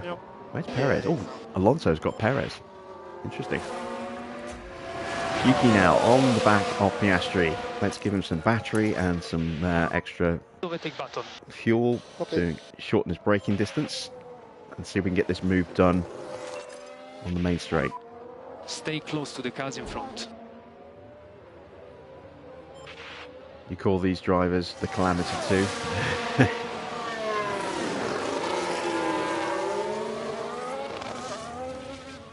Yeah, De Vries has not worked out well for us at all.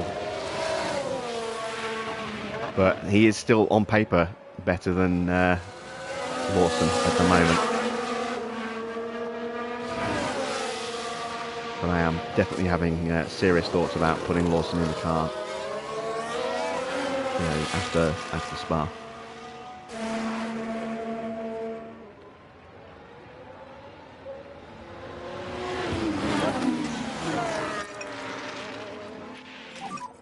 So we need one step more management. Alright, up to 14th place, 9 seconds off the back of Hamilton.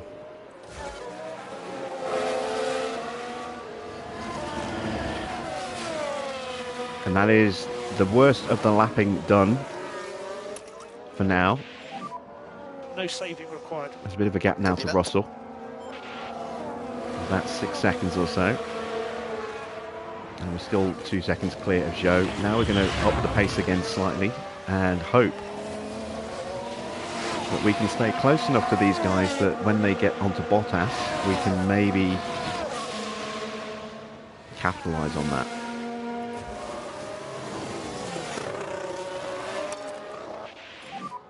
Pick up the pace.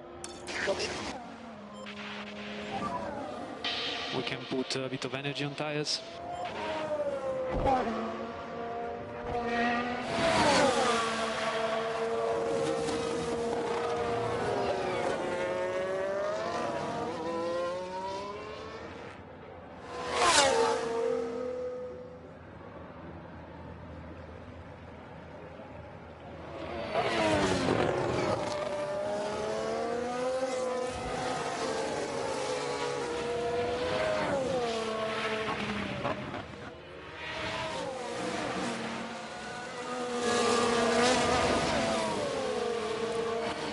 So Bottas is about to be hit with Max's Red Bull, and then the Ferraris are only a couple of seconds further back. And then there's a gap to Alonso and Perez, and then there's another gap to Russell. Bottas is going to start going backwards in terms of lap times very soon. And so is Sargent, for that matter.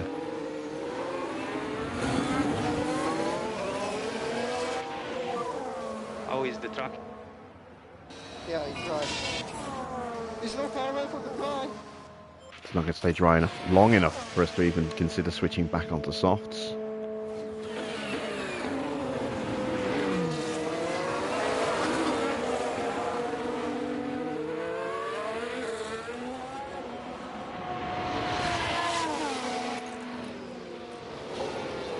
Almost shifted all of those negative modifiers off of De Vries.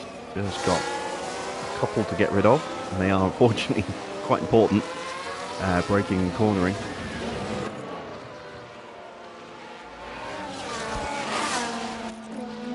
Tsunoda's still absolutely flying.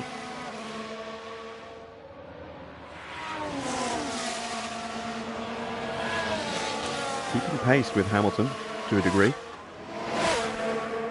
There we go, that's Bottas dropping back.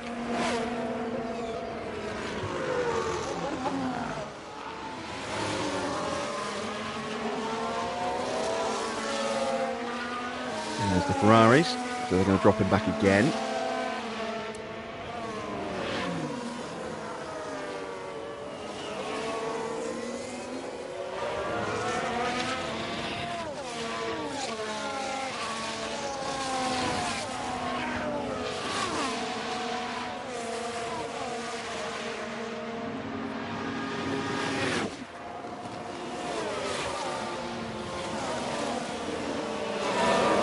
There you can see we're lapping just about within a tenth of Hamilton right now.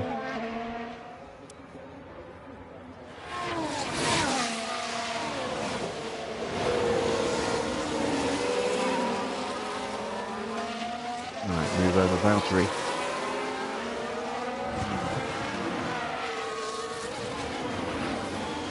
Unfortunately, both the Ferraris got him in one go there. I was hoping it would be a little bit more of a hold up than that. Well, the gap has come down again. It's now 7.5 seconds. He's got two more cars coming through. It's Alonso and Perez.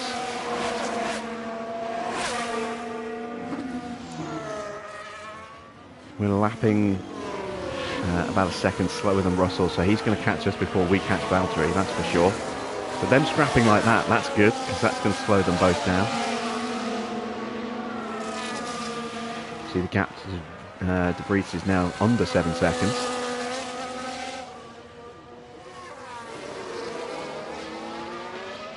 There's Russell.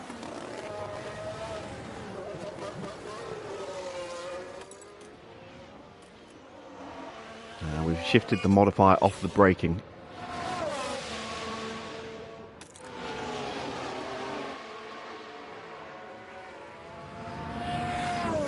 Just the cornering to go.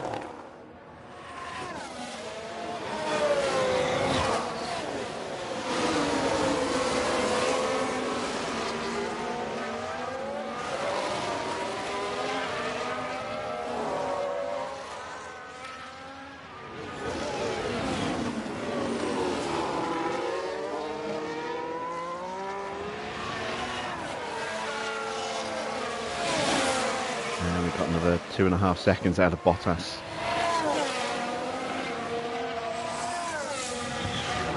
Russell is getting closer.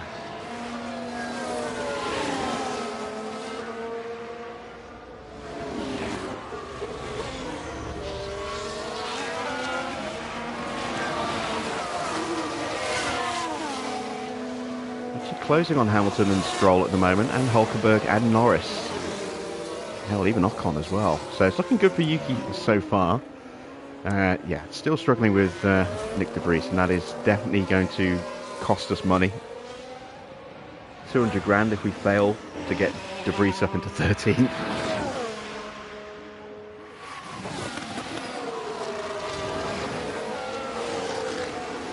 It's not all out of the question just yet. Still got time.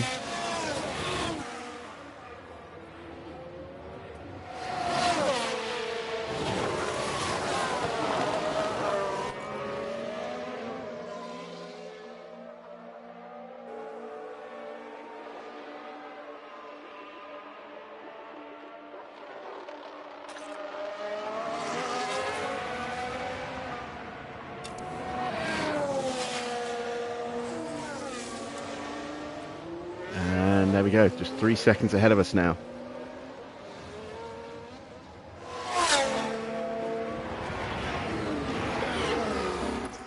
Let's let Russell get through. Bring the pack up. Yes, yes. And then we'll follow Russell through. To split the coast. To get the move done on hopefully both Bottas and Sargent. So I'm charging the battery up in readiness for that.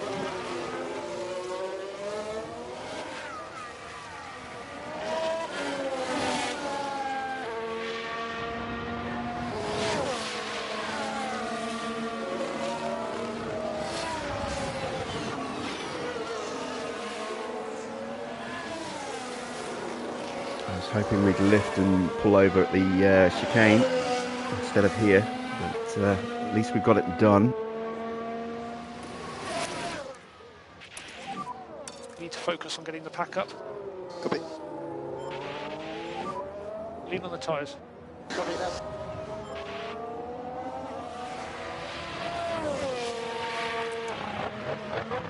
Oh, and Yuki's absolutely storming up onto the back of everyone behind Norris. Norris is now creating a traffic jam. He's doing 121.1s. We're lapping over a second quicker than that at the moment. And that's holding up Hulkenberg and Stroll and Hamilton. Yuki is getting that gap down nicely. In terms of fuel burn, it's about 1.4 kilos per lap here. So De Vries is almost certainly going to get lapped twice, I think, in this Grand Prix. So I'm not overly concerned about his fuel just yet. Tsunoda will have to ease off his fuel a bit soon. It's not a major issue just yet.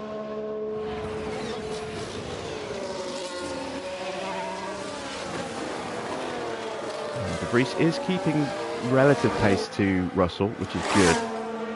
See, Russell's doing 119 on the last lap. He did a 120 and a 120. We're half a second slower. But we did pull over at the beginning of the lap. So potentially we're lapping about the same kind of pace, which is good.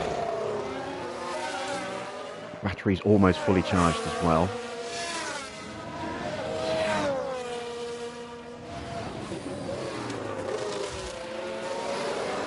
Gap to Hamilton's now under 7 seconds.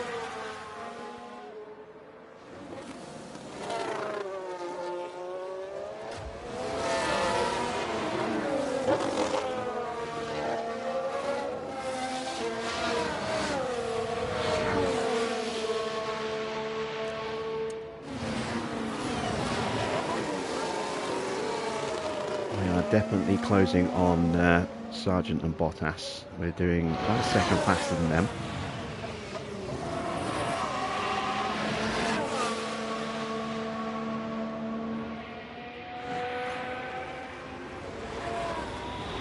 And hopefully we can get a little bit of a slipstream off the back of Russell.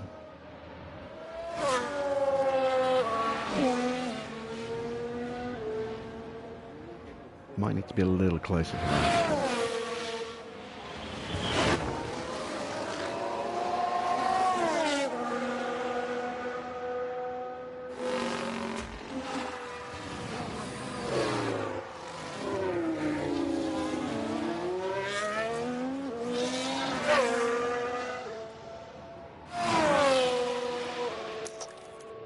Going to try and close that gap up a little bit.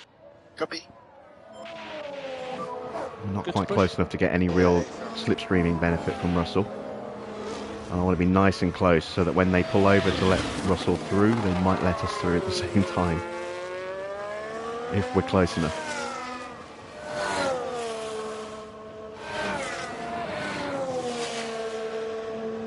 And that move's going to happen very soon.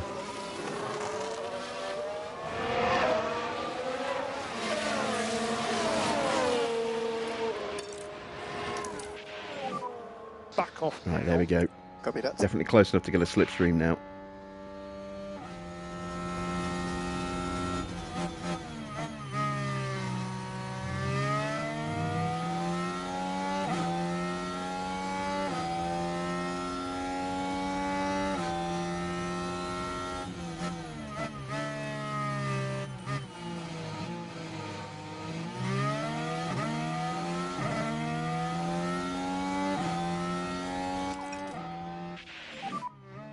We need to do lift off. Copy.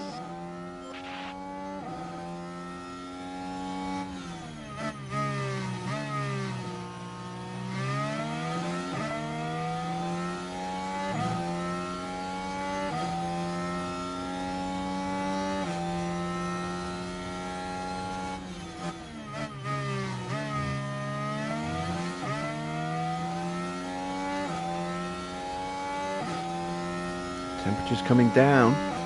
not temperature, sorry, water levels coming down. We might be able to get another little dose of DRS if we're close, if we're lucky.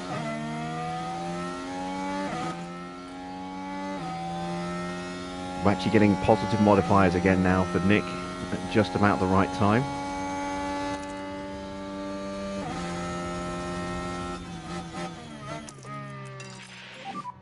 Energy is available. Copy.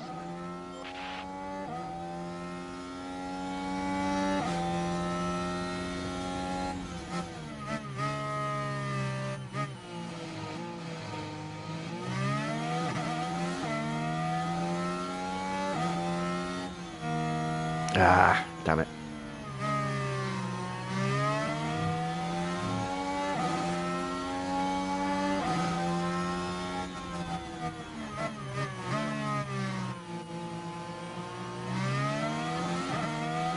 That water level's going back up again.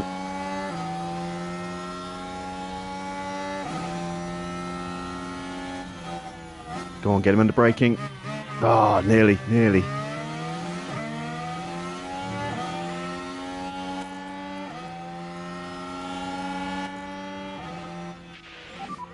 Take some free air. Yeah, copy that.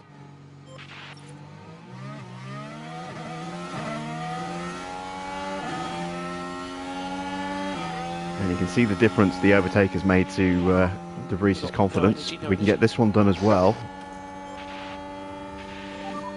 To use the free air. Copy.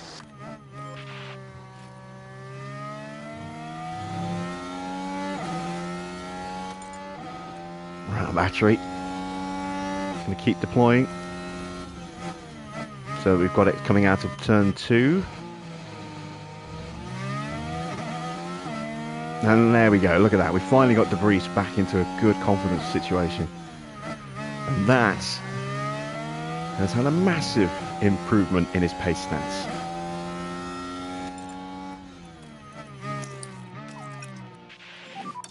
Focus on bringing the pack back up. Yeah, affirm. Back off now. Copy that. Alright, it took a long time to get him there, but we've got him where he's in a good position again. You know, pace-wise. Not a great position track-wise.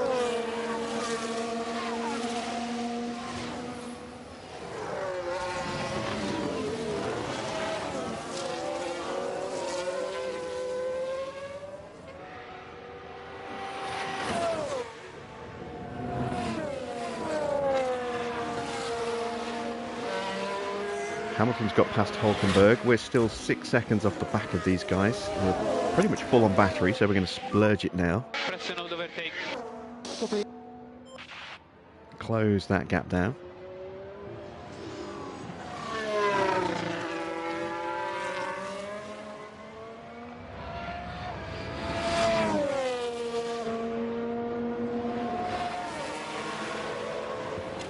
Take a look at everyone else's tyres. Ours are definitely in worse shape. No one else is going to box. They're going to go to the end, so I'm now wondering whether a box is going to be really a viable thing for us.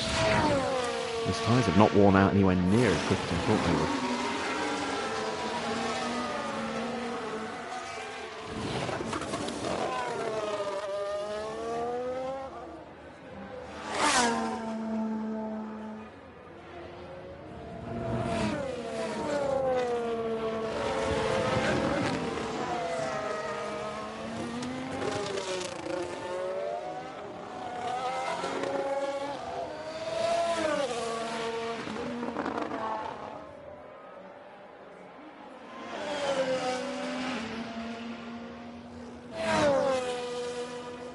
Really need a safety car.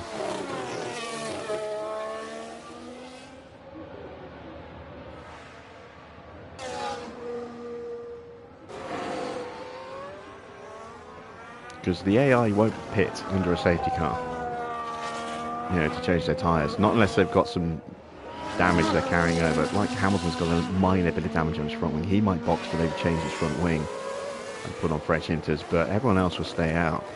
This will give us a chance to get in, put new tyres on, and get those gaps closed right up. Give us a chance to really have a crack at them again.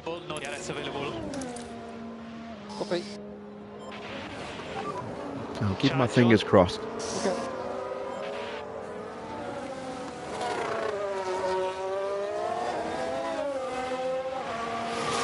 Sargent is now 2 seconds behind Nick de Vries. Let's see what he does when he crosses the line.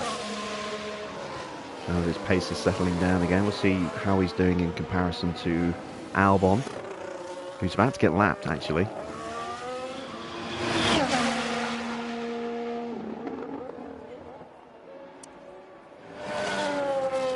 Let's see, with Tsunoda, we've got the gap down to less than 4 seconds.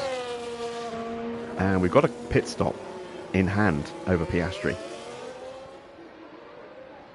So boxing now would not lose track position for Tsunoda. Just, well, he'd lose time, but he wouldn't lose a place. Wouldn't have to overtake anyone again to get back to where he is. Hello, yellow flag. Is this going to be something good? It's a red flag. Oh, red flag. That's even better. Red flag. Red flag's even better. That sorts out the fuel. Everyone's going to change their tyres, but it's going to be a complete restart. And that brings us back into position. Who was it? Alonso. Oh, and Max as well. That's 2 cars in front of us out. Wow. That's not Max, that's Checo. And look at the team there. They Alonso all and Checo knew what are out. that moment meant. Oh, that's glorious. That means we're on for points.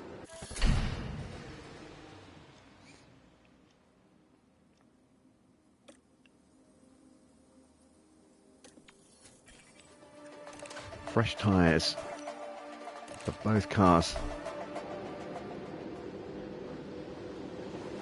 And it gets De Vries 2 places closer to where he needs to be to make this We're ready. position Get game this work. race underway again. And it's lights out, and away we go. No saving required. Yeah, you've got. The only downside is that it's going to cost us in terms of Tsunoda's confidence. That resets it back to 0. De Vries has got an overtake briefly. His confidence has been reset slightly lower than it was that we fought hard to get him back up to.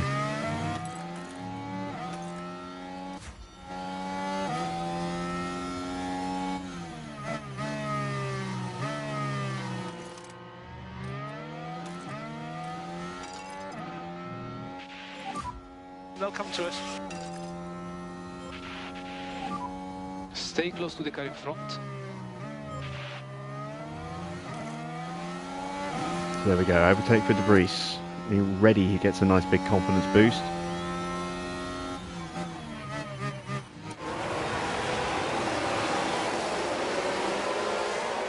And we are right back in this race now.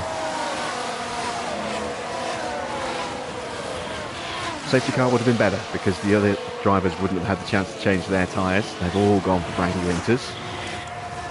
But I'll take it. Red flag was the second best option.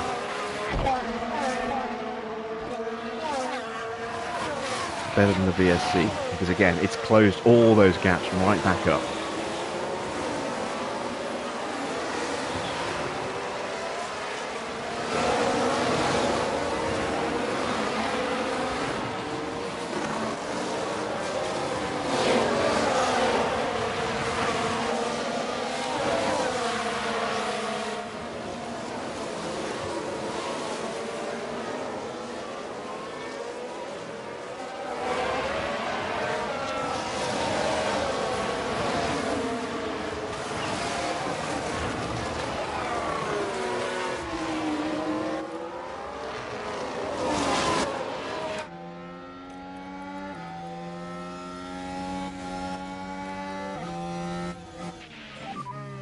Work on your PU cooling.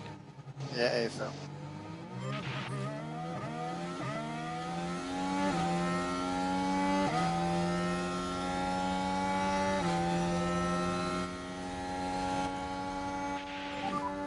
So use the free air. Yeah, copy. There we go. Slip through on the braking. Good stuff.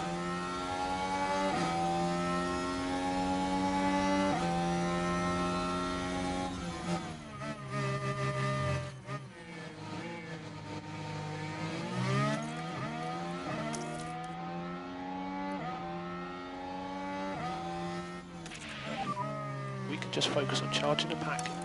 Copy. Back off in the high speed. Copy that.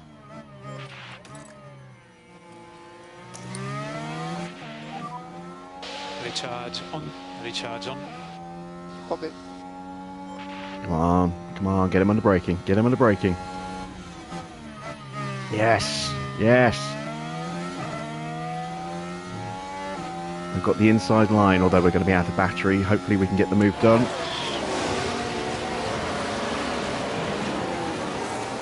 Excellent. So, Tsunoda gains a place. That's a confidence boost for him. Puts him just outside of the points. Back off, back off, back off. Copy. Now we can push one step more on tires, Yuki. Okay.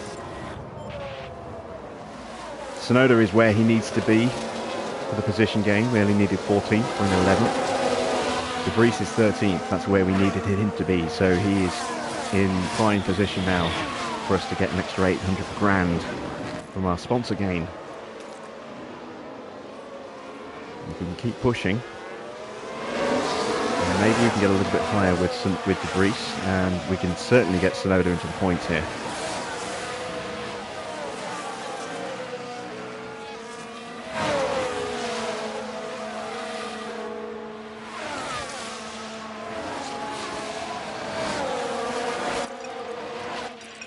Cool those tyres down now, seeing as we're in dirty air. They're going to overheat a little bit quicker.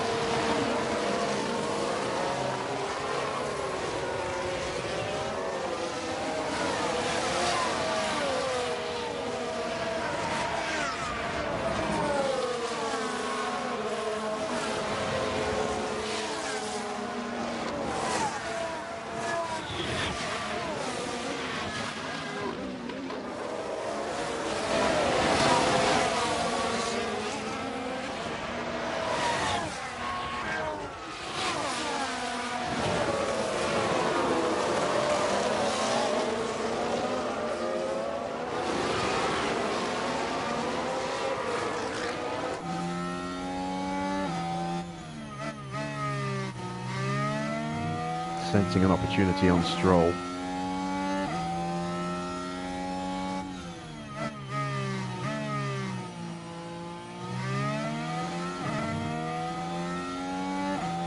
Again, Norris is the roadblock.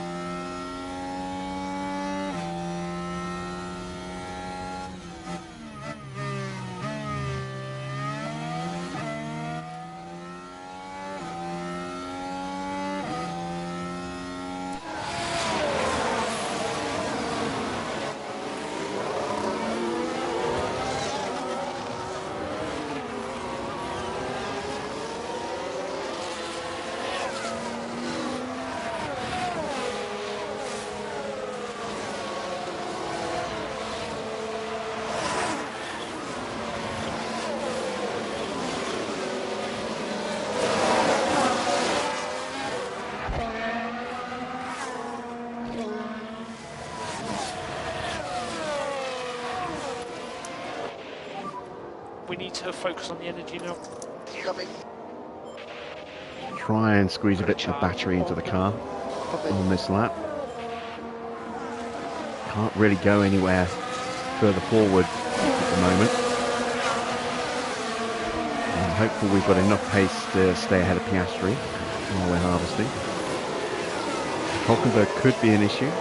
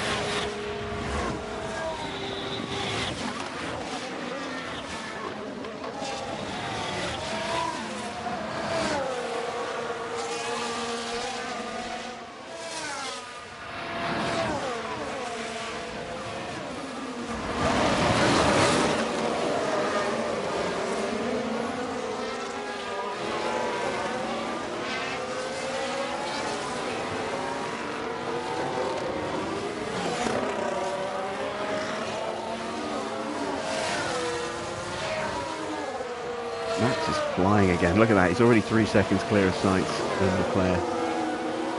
And they're 4 seconds ahead of Russell. Yeah. It's helped Russell in having no Perez and Alonso to pull away from him.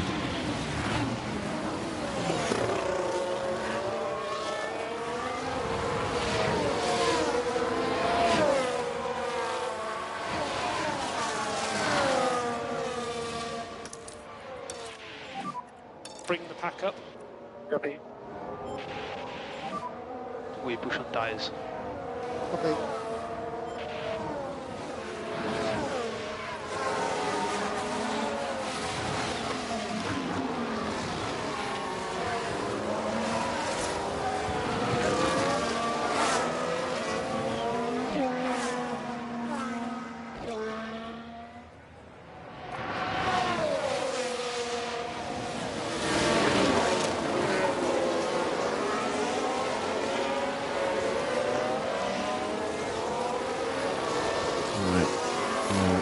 Turn off harvesting on this lap, I think.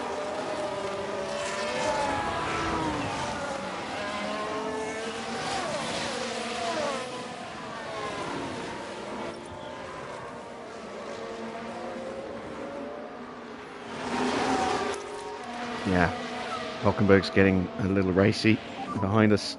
Don't want to risk getting overtaken on the main DRS run. I know there's no DRS, but it's an opportunity for us to really struggle if we don't have any deployment at all.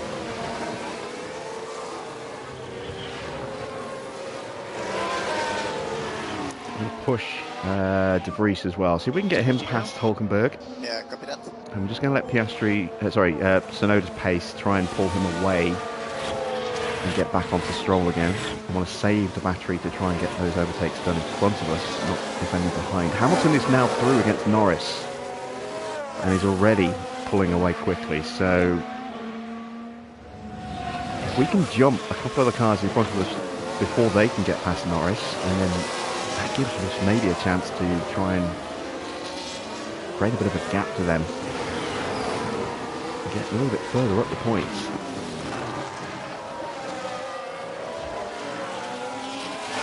Here's Nick De Vries. He's getting aggressive on Hulkenberg. Let's look to help him out where we can. Oh, he's already going into clean air for the overtake. Excellent. We don't have to help him. He'll get this move done here.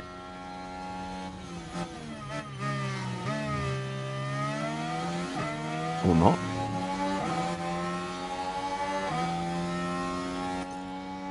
Can we get him at the inside? No, he backed out of it. I think Hulkenberg's pushing onto Tsunoda again. Right, we're going to be out of battery at the end of this lap, so we've got to get this attack done now.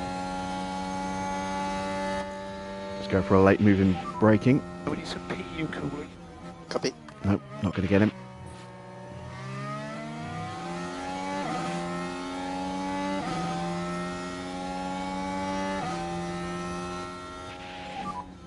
No energy. Copy.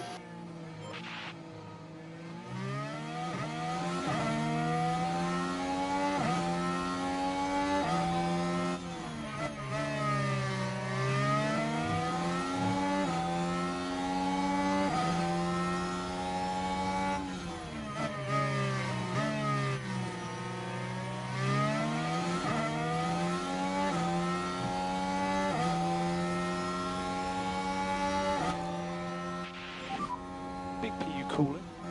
Copy.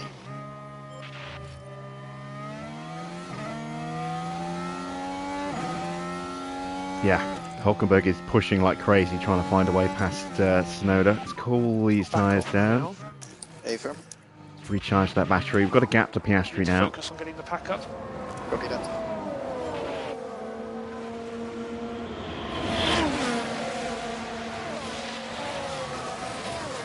And let's help out. Recharge on. Recharge on. Okay. We need more lift off. Copy. everyone in front's pushing as well. You can see Stroll, Ocon, Norris, Hamilton all pushing on that lap as well.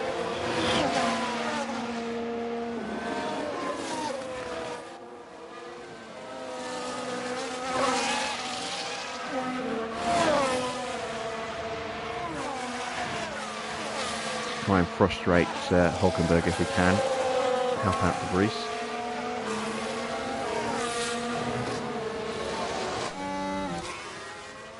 Oh, this might be risky. It is risky. Overtake button. Okay. There we go. Recharge on. So we're going to neutral now because we are fully charged.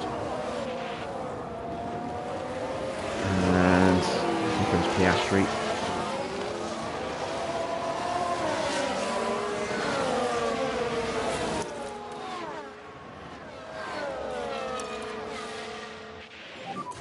You're good to push on the tyres. Copy that. Focus on bringing the pack back up. Yeah, there we go.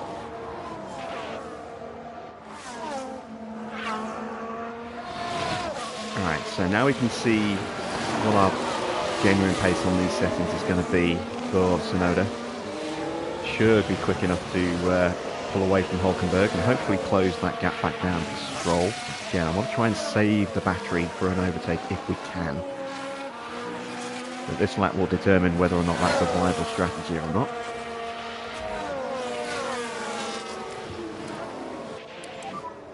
Looks no more rain coming now, but we'll keep you posted. Okay. Oh, that's a point. That red flag. Oh, the red flag is going to kill the wet running Push. because it extended the deadline of the race. We're going to get some DRS again. We're going to get some soft tyres. Let's burn what we've got rubber-wise then, because we're coming off these tyres soon. It's going to shake things up again.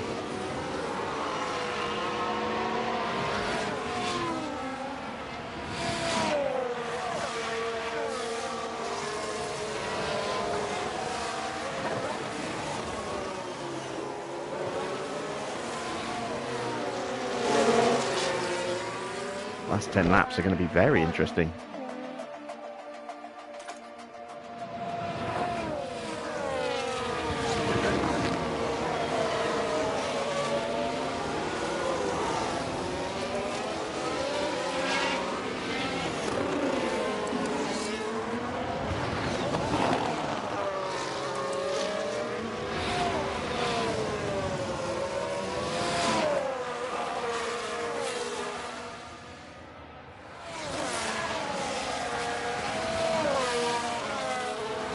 I didn't even think about checking the weather to see whether or not the rain was going to stop.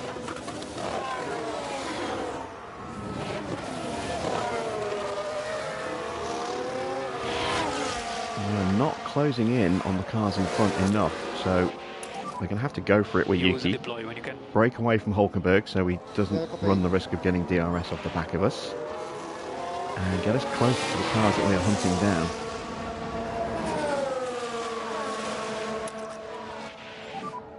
No saving required. Copy.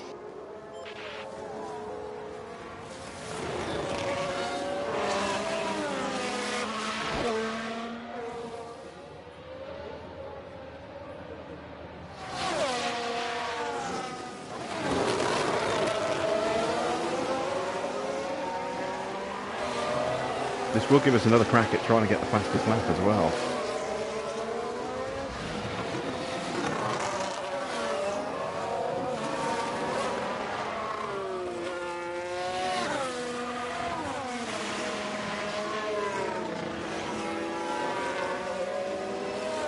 Oh, it's a VSC. Oh, okay. It's too early. Got a yellow flag here. Sargent's crashed. It's too early to box for dries.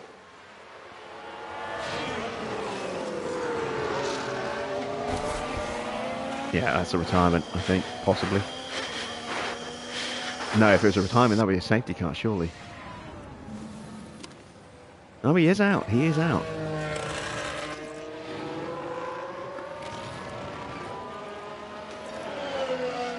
Get these batteries charged up again.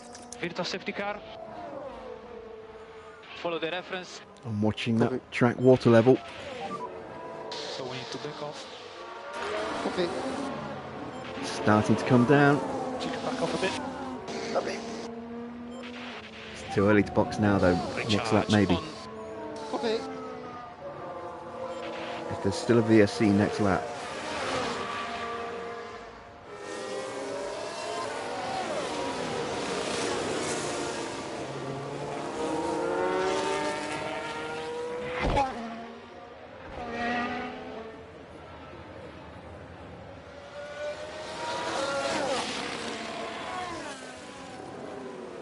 I'm really excited for these last few laps now. We've got a chance of points again.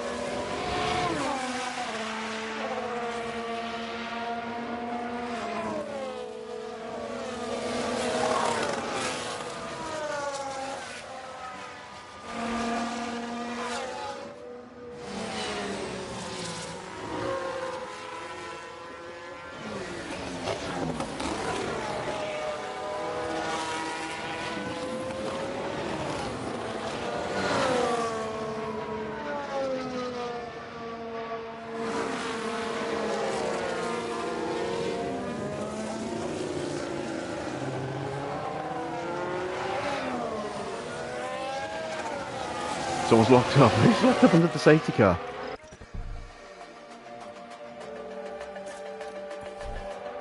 Nick Hulkenberg. Let's watch these cars as they head into turn This helps 10. De Vries if it's a big lockup. And the car fails to respond. By that point, it Not a was big just too lockup. late. That's only going to hurt him by a couple of tenths, if that.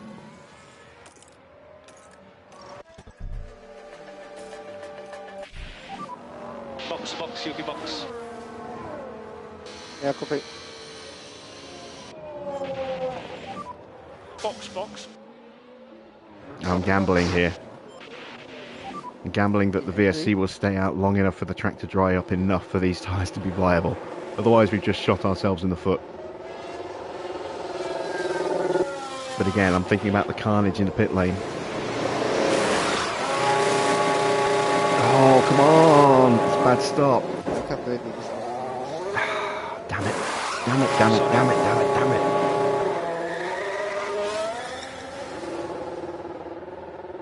Now, what exactly happened there, Karun? So Alpha Tauri's crew are all good to go. I don't know what's wrong, but that tire's just not going on. It's a quick stop for De Vries.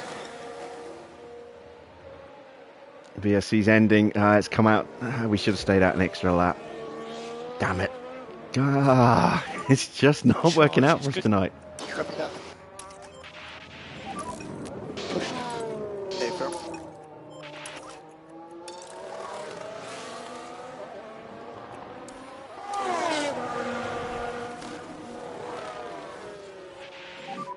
Do we need to push harder on tires? They are looking good now. Copy. Recharge. It's not been too bad. The track is almost in dry conditions. Gasly and Magnussen have boxed. Stopped for Gasly. Ocon's in as well. There he is. Soft for Ocon. Soft for Magnussen. Dry track conditions. Albon's in.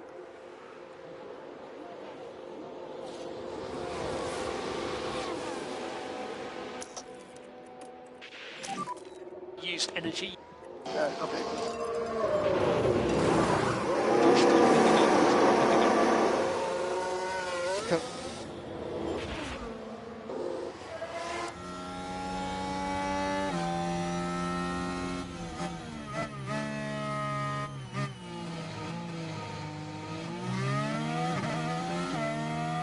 Can we get on Albon quickly?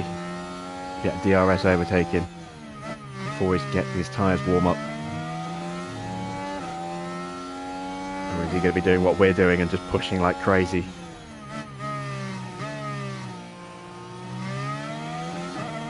sights of Verstappen are both in. 10 laps to go as Leclerc crosses the line. So we've got 10 and a half to go.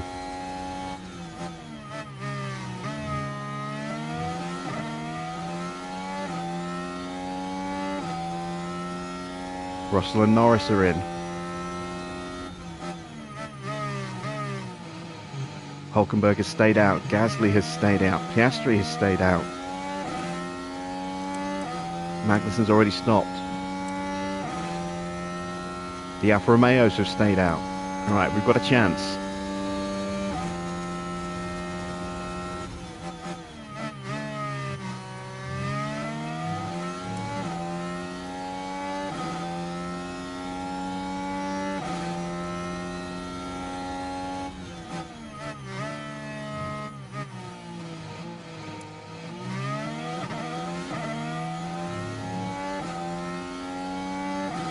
Not closing on Albon, he's pushing as well.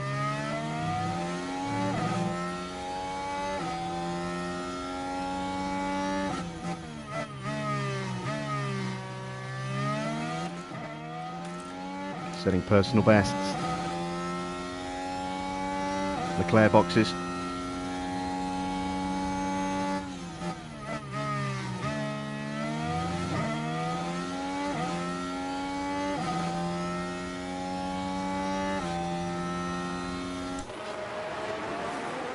Hamilton and Stroll. Hulkenberg boxes.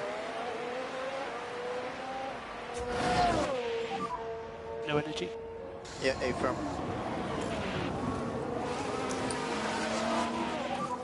We can just focus on charging the pack. Copy that. No DRS available, no DRS available. Yeah, okay. Yeah, we went too early. Yeah, copy. Tsunoda's in 12th. Reese is in 15th.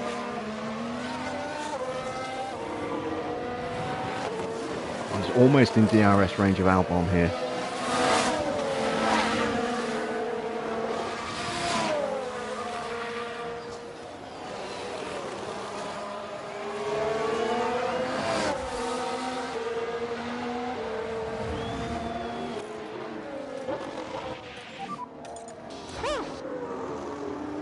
Good job.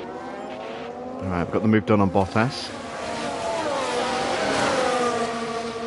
Get the move done there. But it's not going to give us the confidence for that because he's on the wrong tyres. That's why he's so slow. It thinks he's damaged. We're in range now. Let's get this move done on Albon. We need to focus on the energy now. Copy.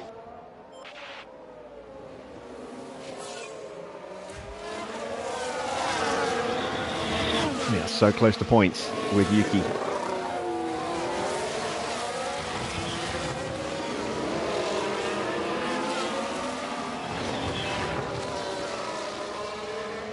And 12th is in range for Nick de Vries.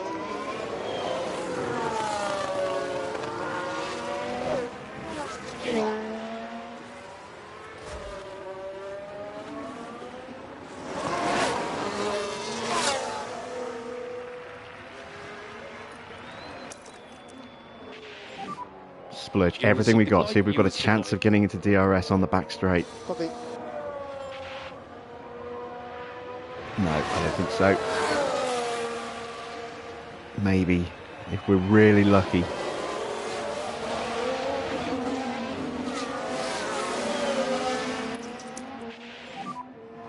Charge on. Charge. No, we didn't get it.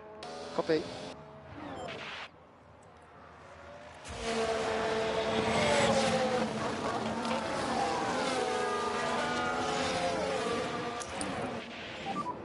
Bring the pack up. Copy.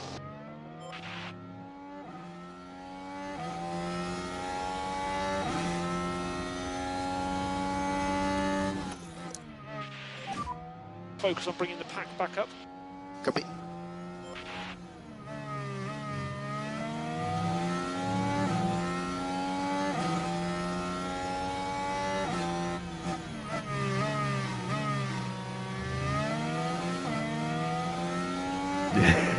You're getting Hamilton flashbacks after Yuki went woo.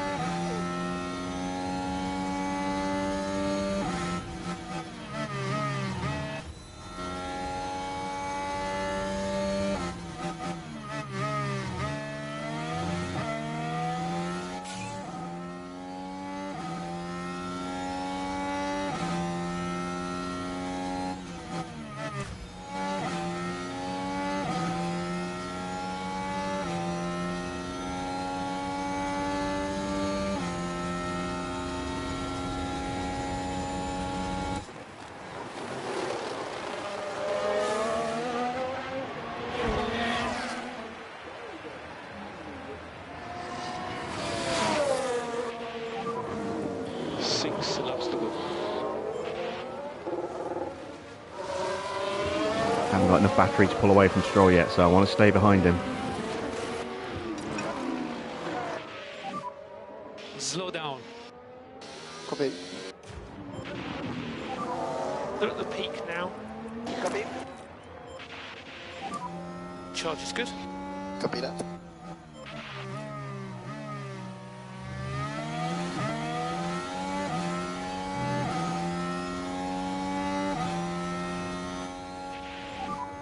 Use energy. I get nervous now. Every time I see a yellow flag, I think which one of my drivers has done something stupid. Stroll locked up. Now we can see what happened. It's Stroll. Now this one involves Stroll. Things look fine here. Struggling with the car.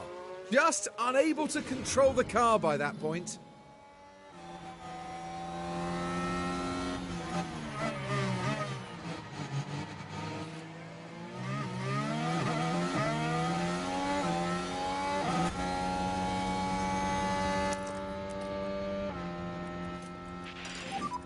Overtake button. Copy. This could be brave. This could be very brave. It could be foolish. Okay. How many laps? Oh, superb stuff from Nick De Vries. He's going to get both cars.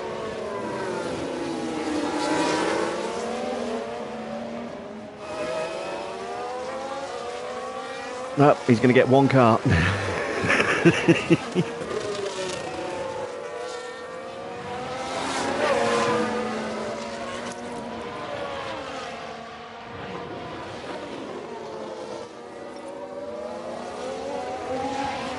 But he's in prime position to get a run on Albon here, which will then get him onto the back of Stroll, although I think Stroll's probably a little bit too quick. Need to focus on Evening Packings. Copy that.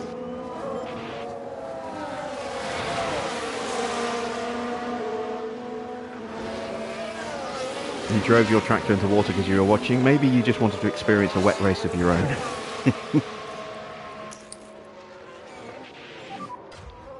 recharge on. Yeah, copy.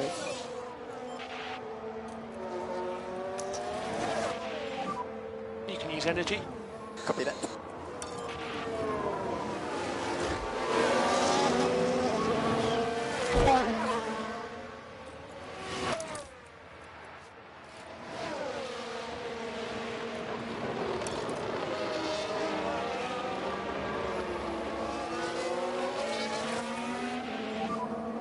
Slow down, Yuki. Oh man, Albon is does not want to give this position up, does he? Back on. Okay. I don't know who got the DRS.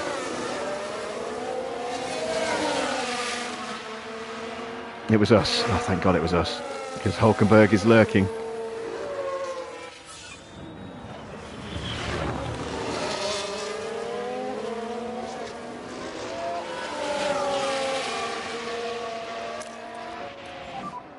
Use energy.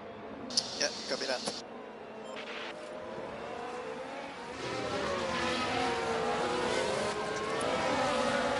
Alright, this time please get the move done early. There we go. Yeah, copy.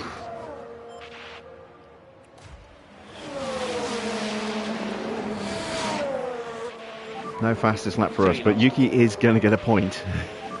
We're going to get 800,000 or so for completing our position gain. And considering where we were just, what, 20 laps ago, That is a huge, huge gain for us.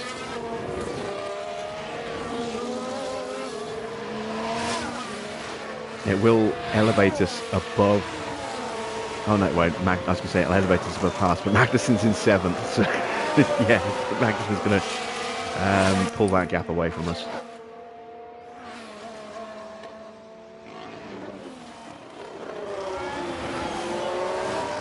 May as well go all out on the tyres with De Vries. You can push a bit harder and try and get up just to to him. make sure we can hold that gap, seeing as we're out of battery.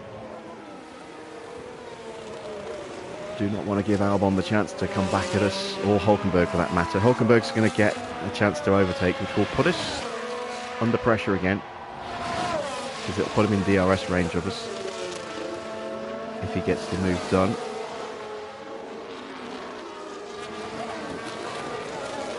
Going to watch fuel for Tsunoda. Lift now. Copy. 2 laps to go. Yuki's not going to gain anywhere. We'll leave him as he is. 2 laps left. We're not going to catch Stroll. It's all about holding back Albon and Hulkenberg now.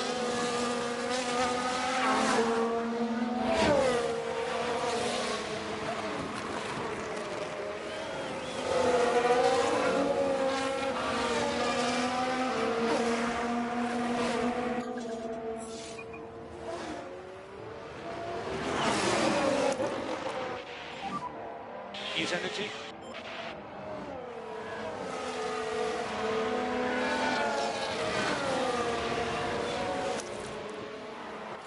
I don't know if I broke the 1 second to Albon or not. We'll find out in a second. Don't think we did. No, we didn't. That rear wing is open. That gap's coming down.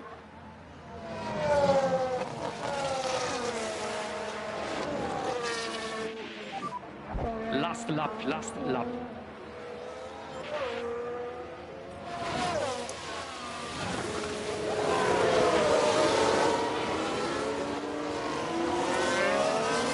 Got to save the fuel, not the fuel, sorry, the battery for the end of the lap, because that's where we're going to really be under pressure.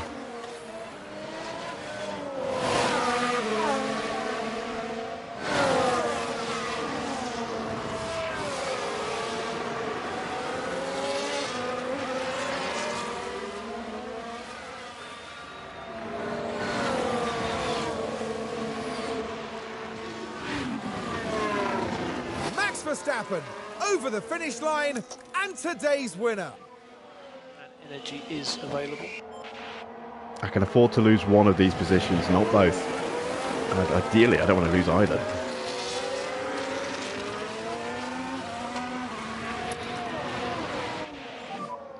No saving required.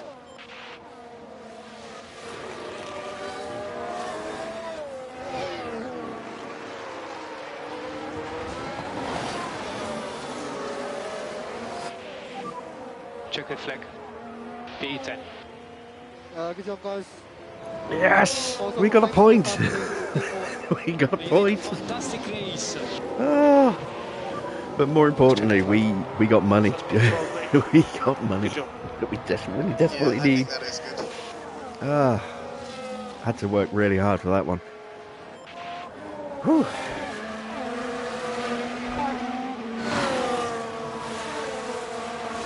Solid recovery drive from both drivers, but De Vries especially.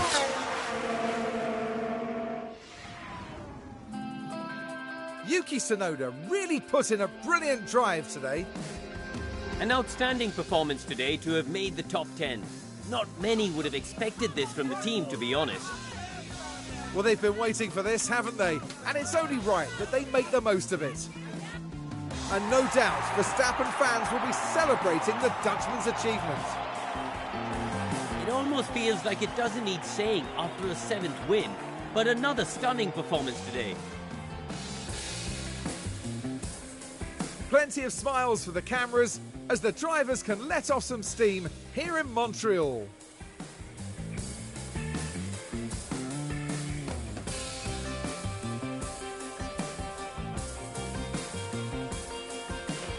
Down there in the Alpha Tauri garage, Karun, what would they be making of that race, do you think?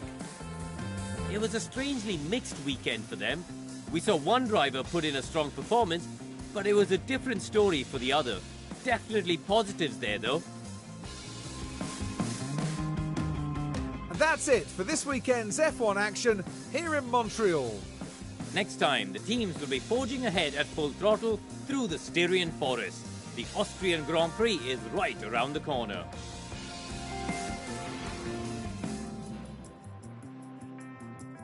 So, confirmation of the final result. Max gets win number 7 and also gets the fastest lap as well. Sainz in second, Leclerc in third, Russell and Gasly both gaining 2 places. That's because of the crash that took out Alonso and Perez.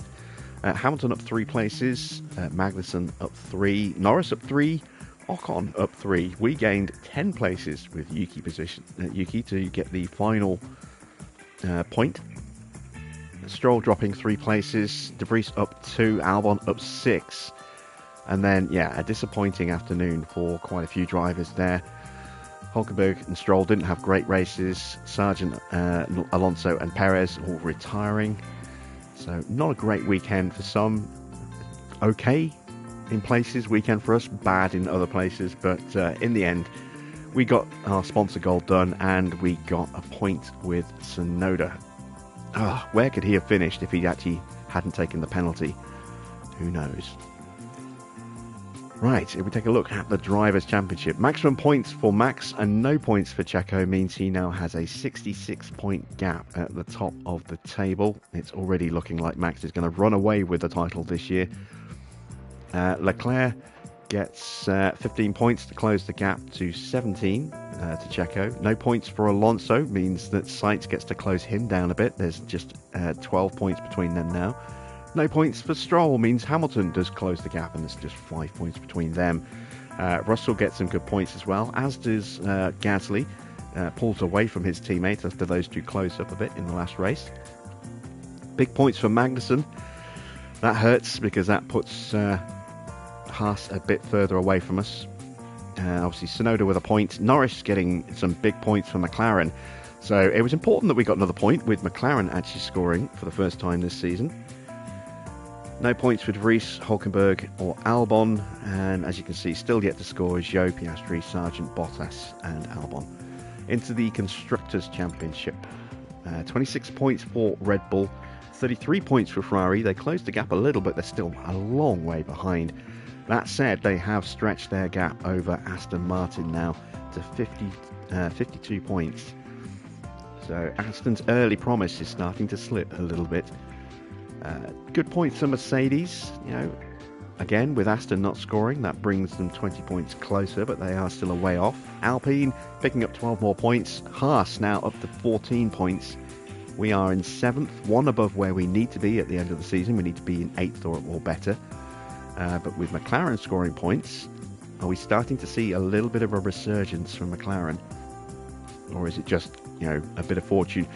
Norris did have some good pace in that race, it has to be said. So, yeah, maybe 7th place will be under threat from McLaren. I don't think we're going to be able to compete with Haas in the second half of the season, especially if we're going to be taking the foot off the gas with our development, which will leave us vulnerable to McLaren, but we do seem to still have an advantage over Williams at the moment.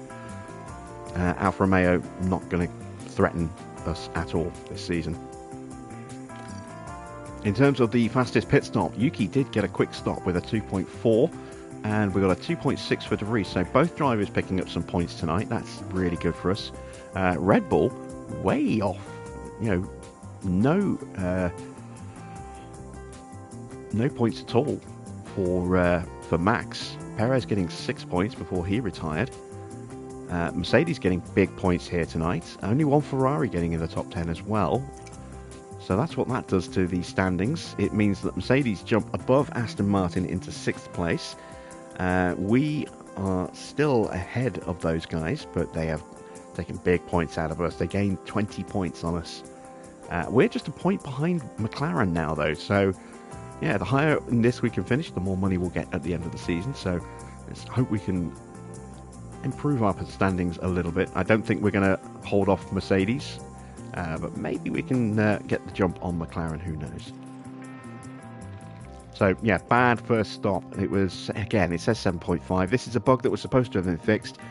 And that was a 5-second penalty, plus a front wing change as well. So that was a 13.5-second stop. Take the penalty off, it's still 8.5 seconds. 2.6 though was his second stop, and a good first stop for Yuki, the 2.4 that we saw, and then a stuck wheel nut on his second stop, which did actually hold up De Vries a bit as well. In terms of driver performance, 11 overtakes, 20 failed for Nick De Vries, 3 successful defences, 7 failed. Not the greatest afternoon for Nick going forward or defending. Much better for Tsunoda though, 11 successful overtakes, only 8 failed, 4 successful defences and 1 failed. Pretty strong afternoon for Yuki.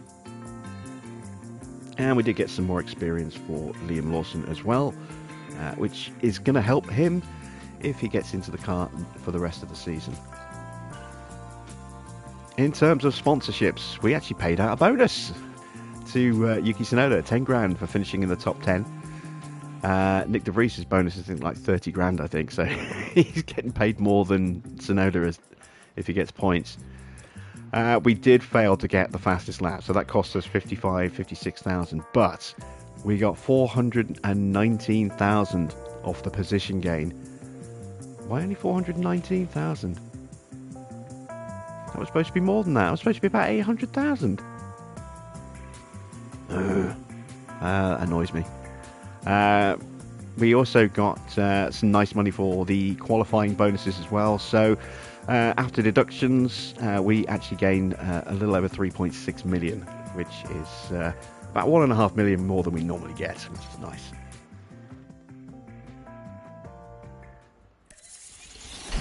Alright, spare suspension is done. Rear wings are finished. Let's have a look at car inspection. We destroyed a front wing, so we're already going to have to make some more of those. Suspensions, we now have 4 of those, so we should be good on those. Let's check our warehouse.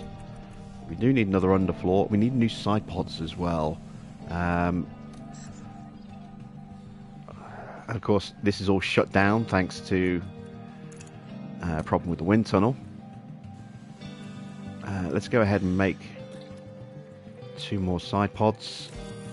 Still haven't got the money to buy a new engine. New underfloor. We need 1 more underfloor. Let's go ahead and make that. And is that okay for? Oh no, we need more front wings as well. Let's make 2 more front wings.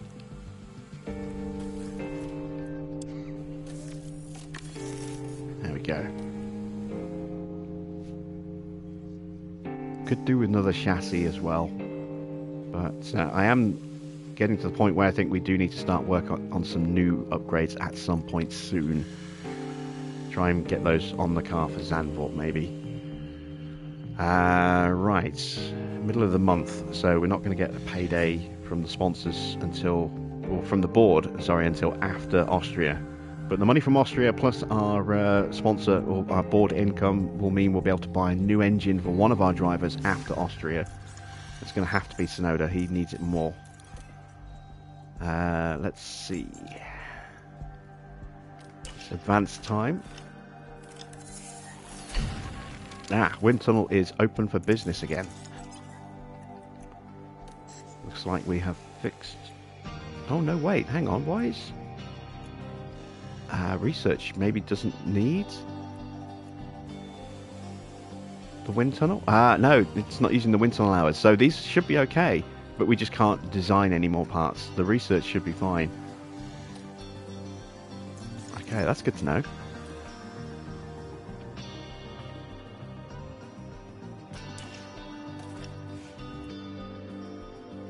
We've got scouting on Mick Schumacher. So he is someone that we are definitely considering for next season. Oscar, we are going to be hiring as soon as we can get him. He still thinks we're a piece of shit. Thanks for that, Oscar. How many points you scored? How many points have we scored? Yeah. Good night, Amir. Thanks for stopping by. Hope you've enjoyed tonight's race.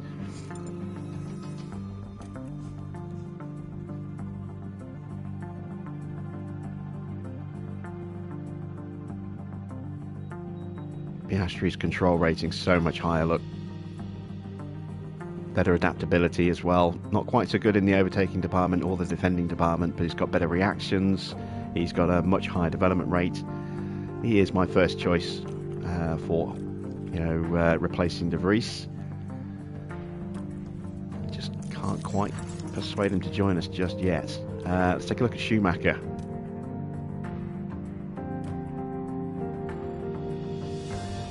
See, he's not that much better. He is younger, so he will have a slightly higher development rate.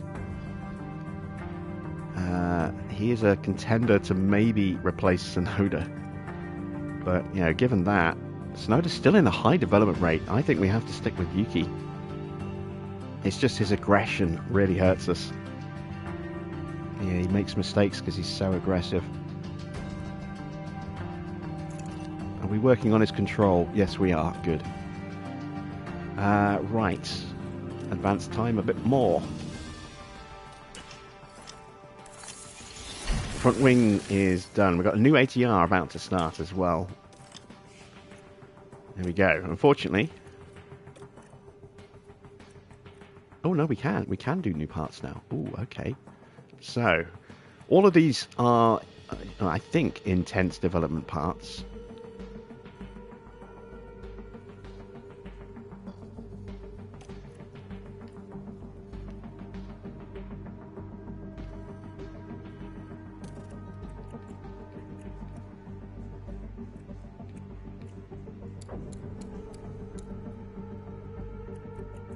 Yes, this one definitely is. You can see our starting values here are quite high compared to where they were, at the beginning, where these have been like 1% gains. So, a new chassis will definitely help us.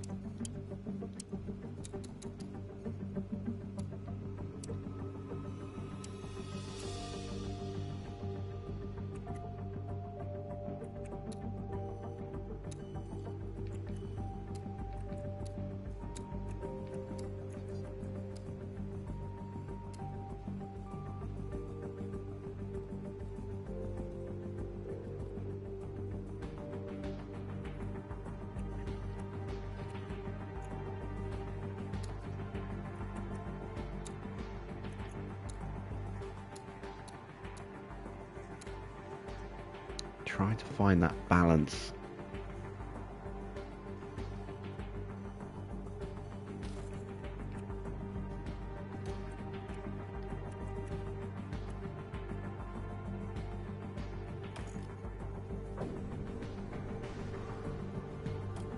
Okay, because that's a relatively quick part to develop, let's look at something that's going to take a little bit longer. I'm only really be developing the side pods and the chassis going forward, because those are the two parts that are not affected by the regulation changes. So we want to keep developing those, because they will carry across to next season. But all the other parts are going to have a reduction in downforce. Obviously, the chassis and the side pods do not interact with downforce levels. Indirectly anyway. Look at the gains that we can make here, thanks to having done a very high development side pods. Maybe the chassis wasn't. So a new side pod here could be worth quite a lot of performance.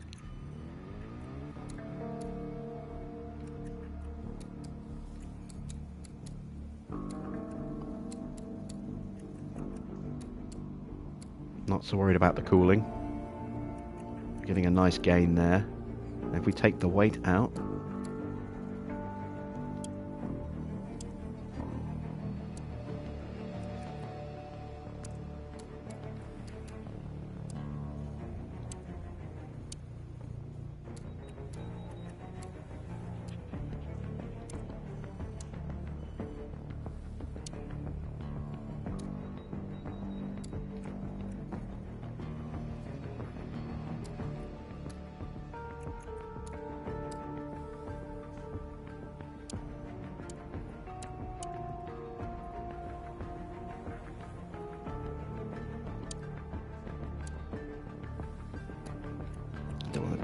sacrifice that much in the cooling gain. Let's go with that. 24.5% improvement in drag reduction.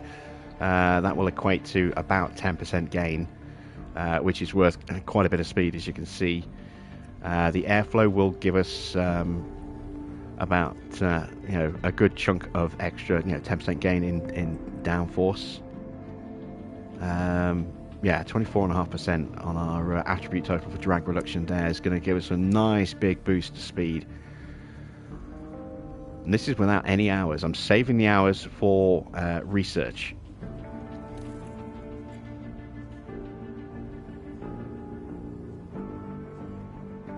And we'll just do one guy on that.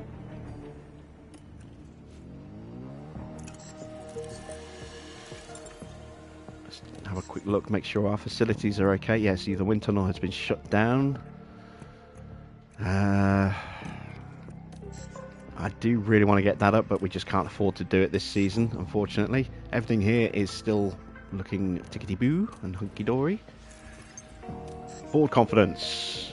Yeah, they are delighted with the point in Montreal, as they damn well should be. That is the third race this season. We've got some points, which is quite nice. We're not going to achieve our long-term objective this season, though, I don't think. But high confidence with the board, which is excellent stuff.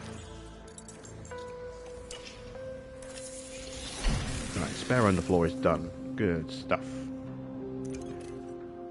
In fact, actually, let me have a quick look at car park developments. Let's cancel one of those side pods. Oh, we're already on the second one. Okay. Never mind. I waited too long on that. We could have saved ourselves 400,000, but never mind. We'll have two spares. We might still actually need two. What's the wear rate? It's down to 81% on that one. 65 on that one. So we're definitely going to need to replace one of these side pods before the next ones are ready. Because we're not going to have the next one still Zandvoort. Contract ending. Yes, we know about that. I think we are going to have to renew Yuki's contract. We'll wait till closer to the end of the season, though. Sponsor VIP. Okay, do we want to give them a successful guarantee? Well, it never really seems to work.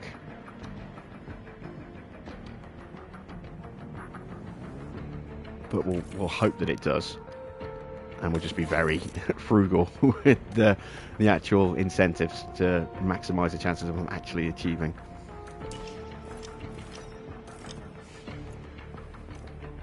There we go. And that is us now prepped and ready for the Austrian Grand Prix, which is tomorrow night's race, our final race of the week, because it is Thursday today, isn't it? I think it's Thursday. I'm not sure what day it is. Yeah, it is Thursday today. I thought it was.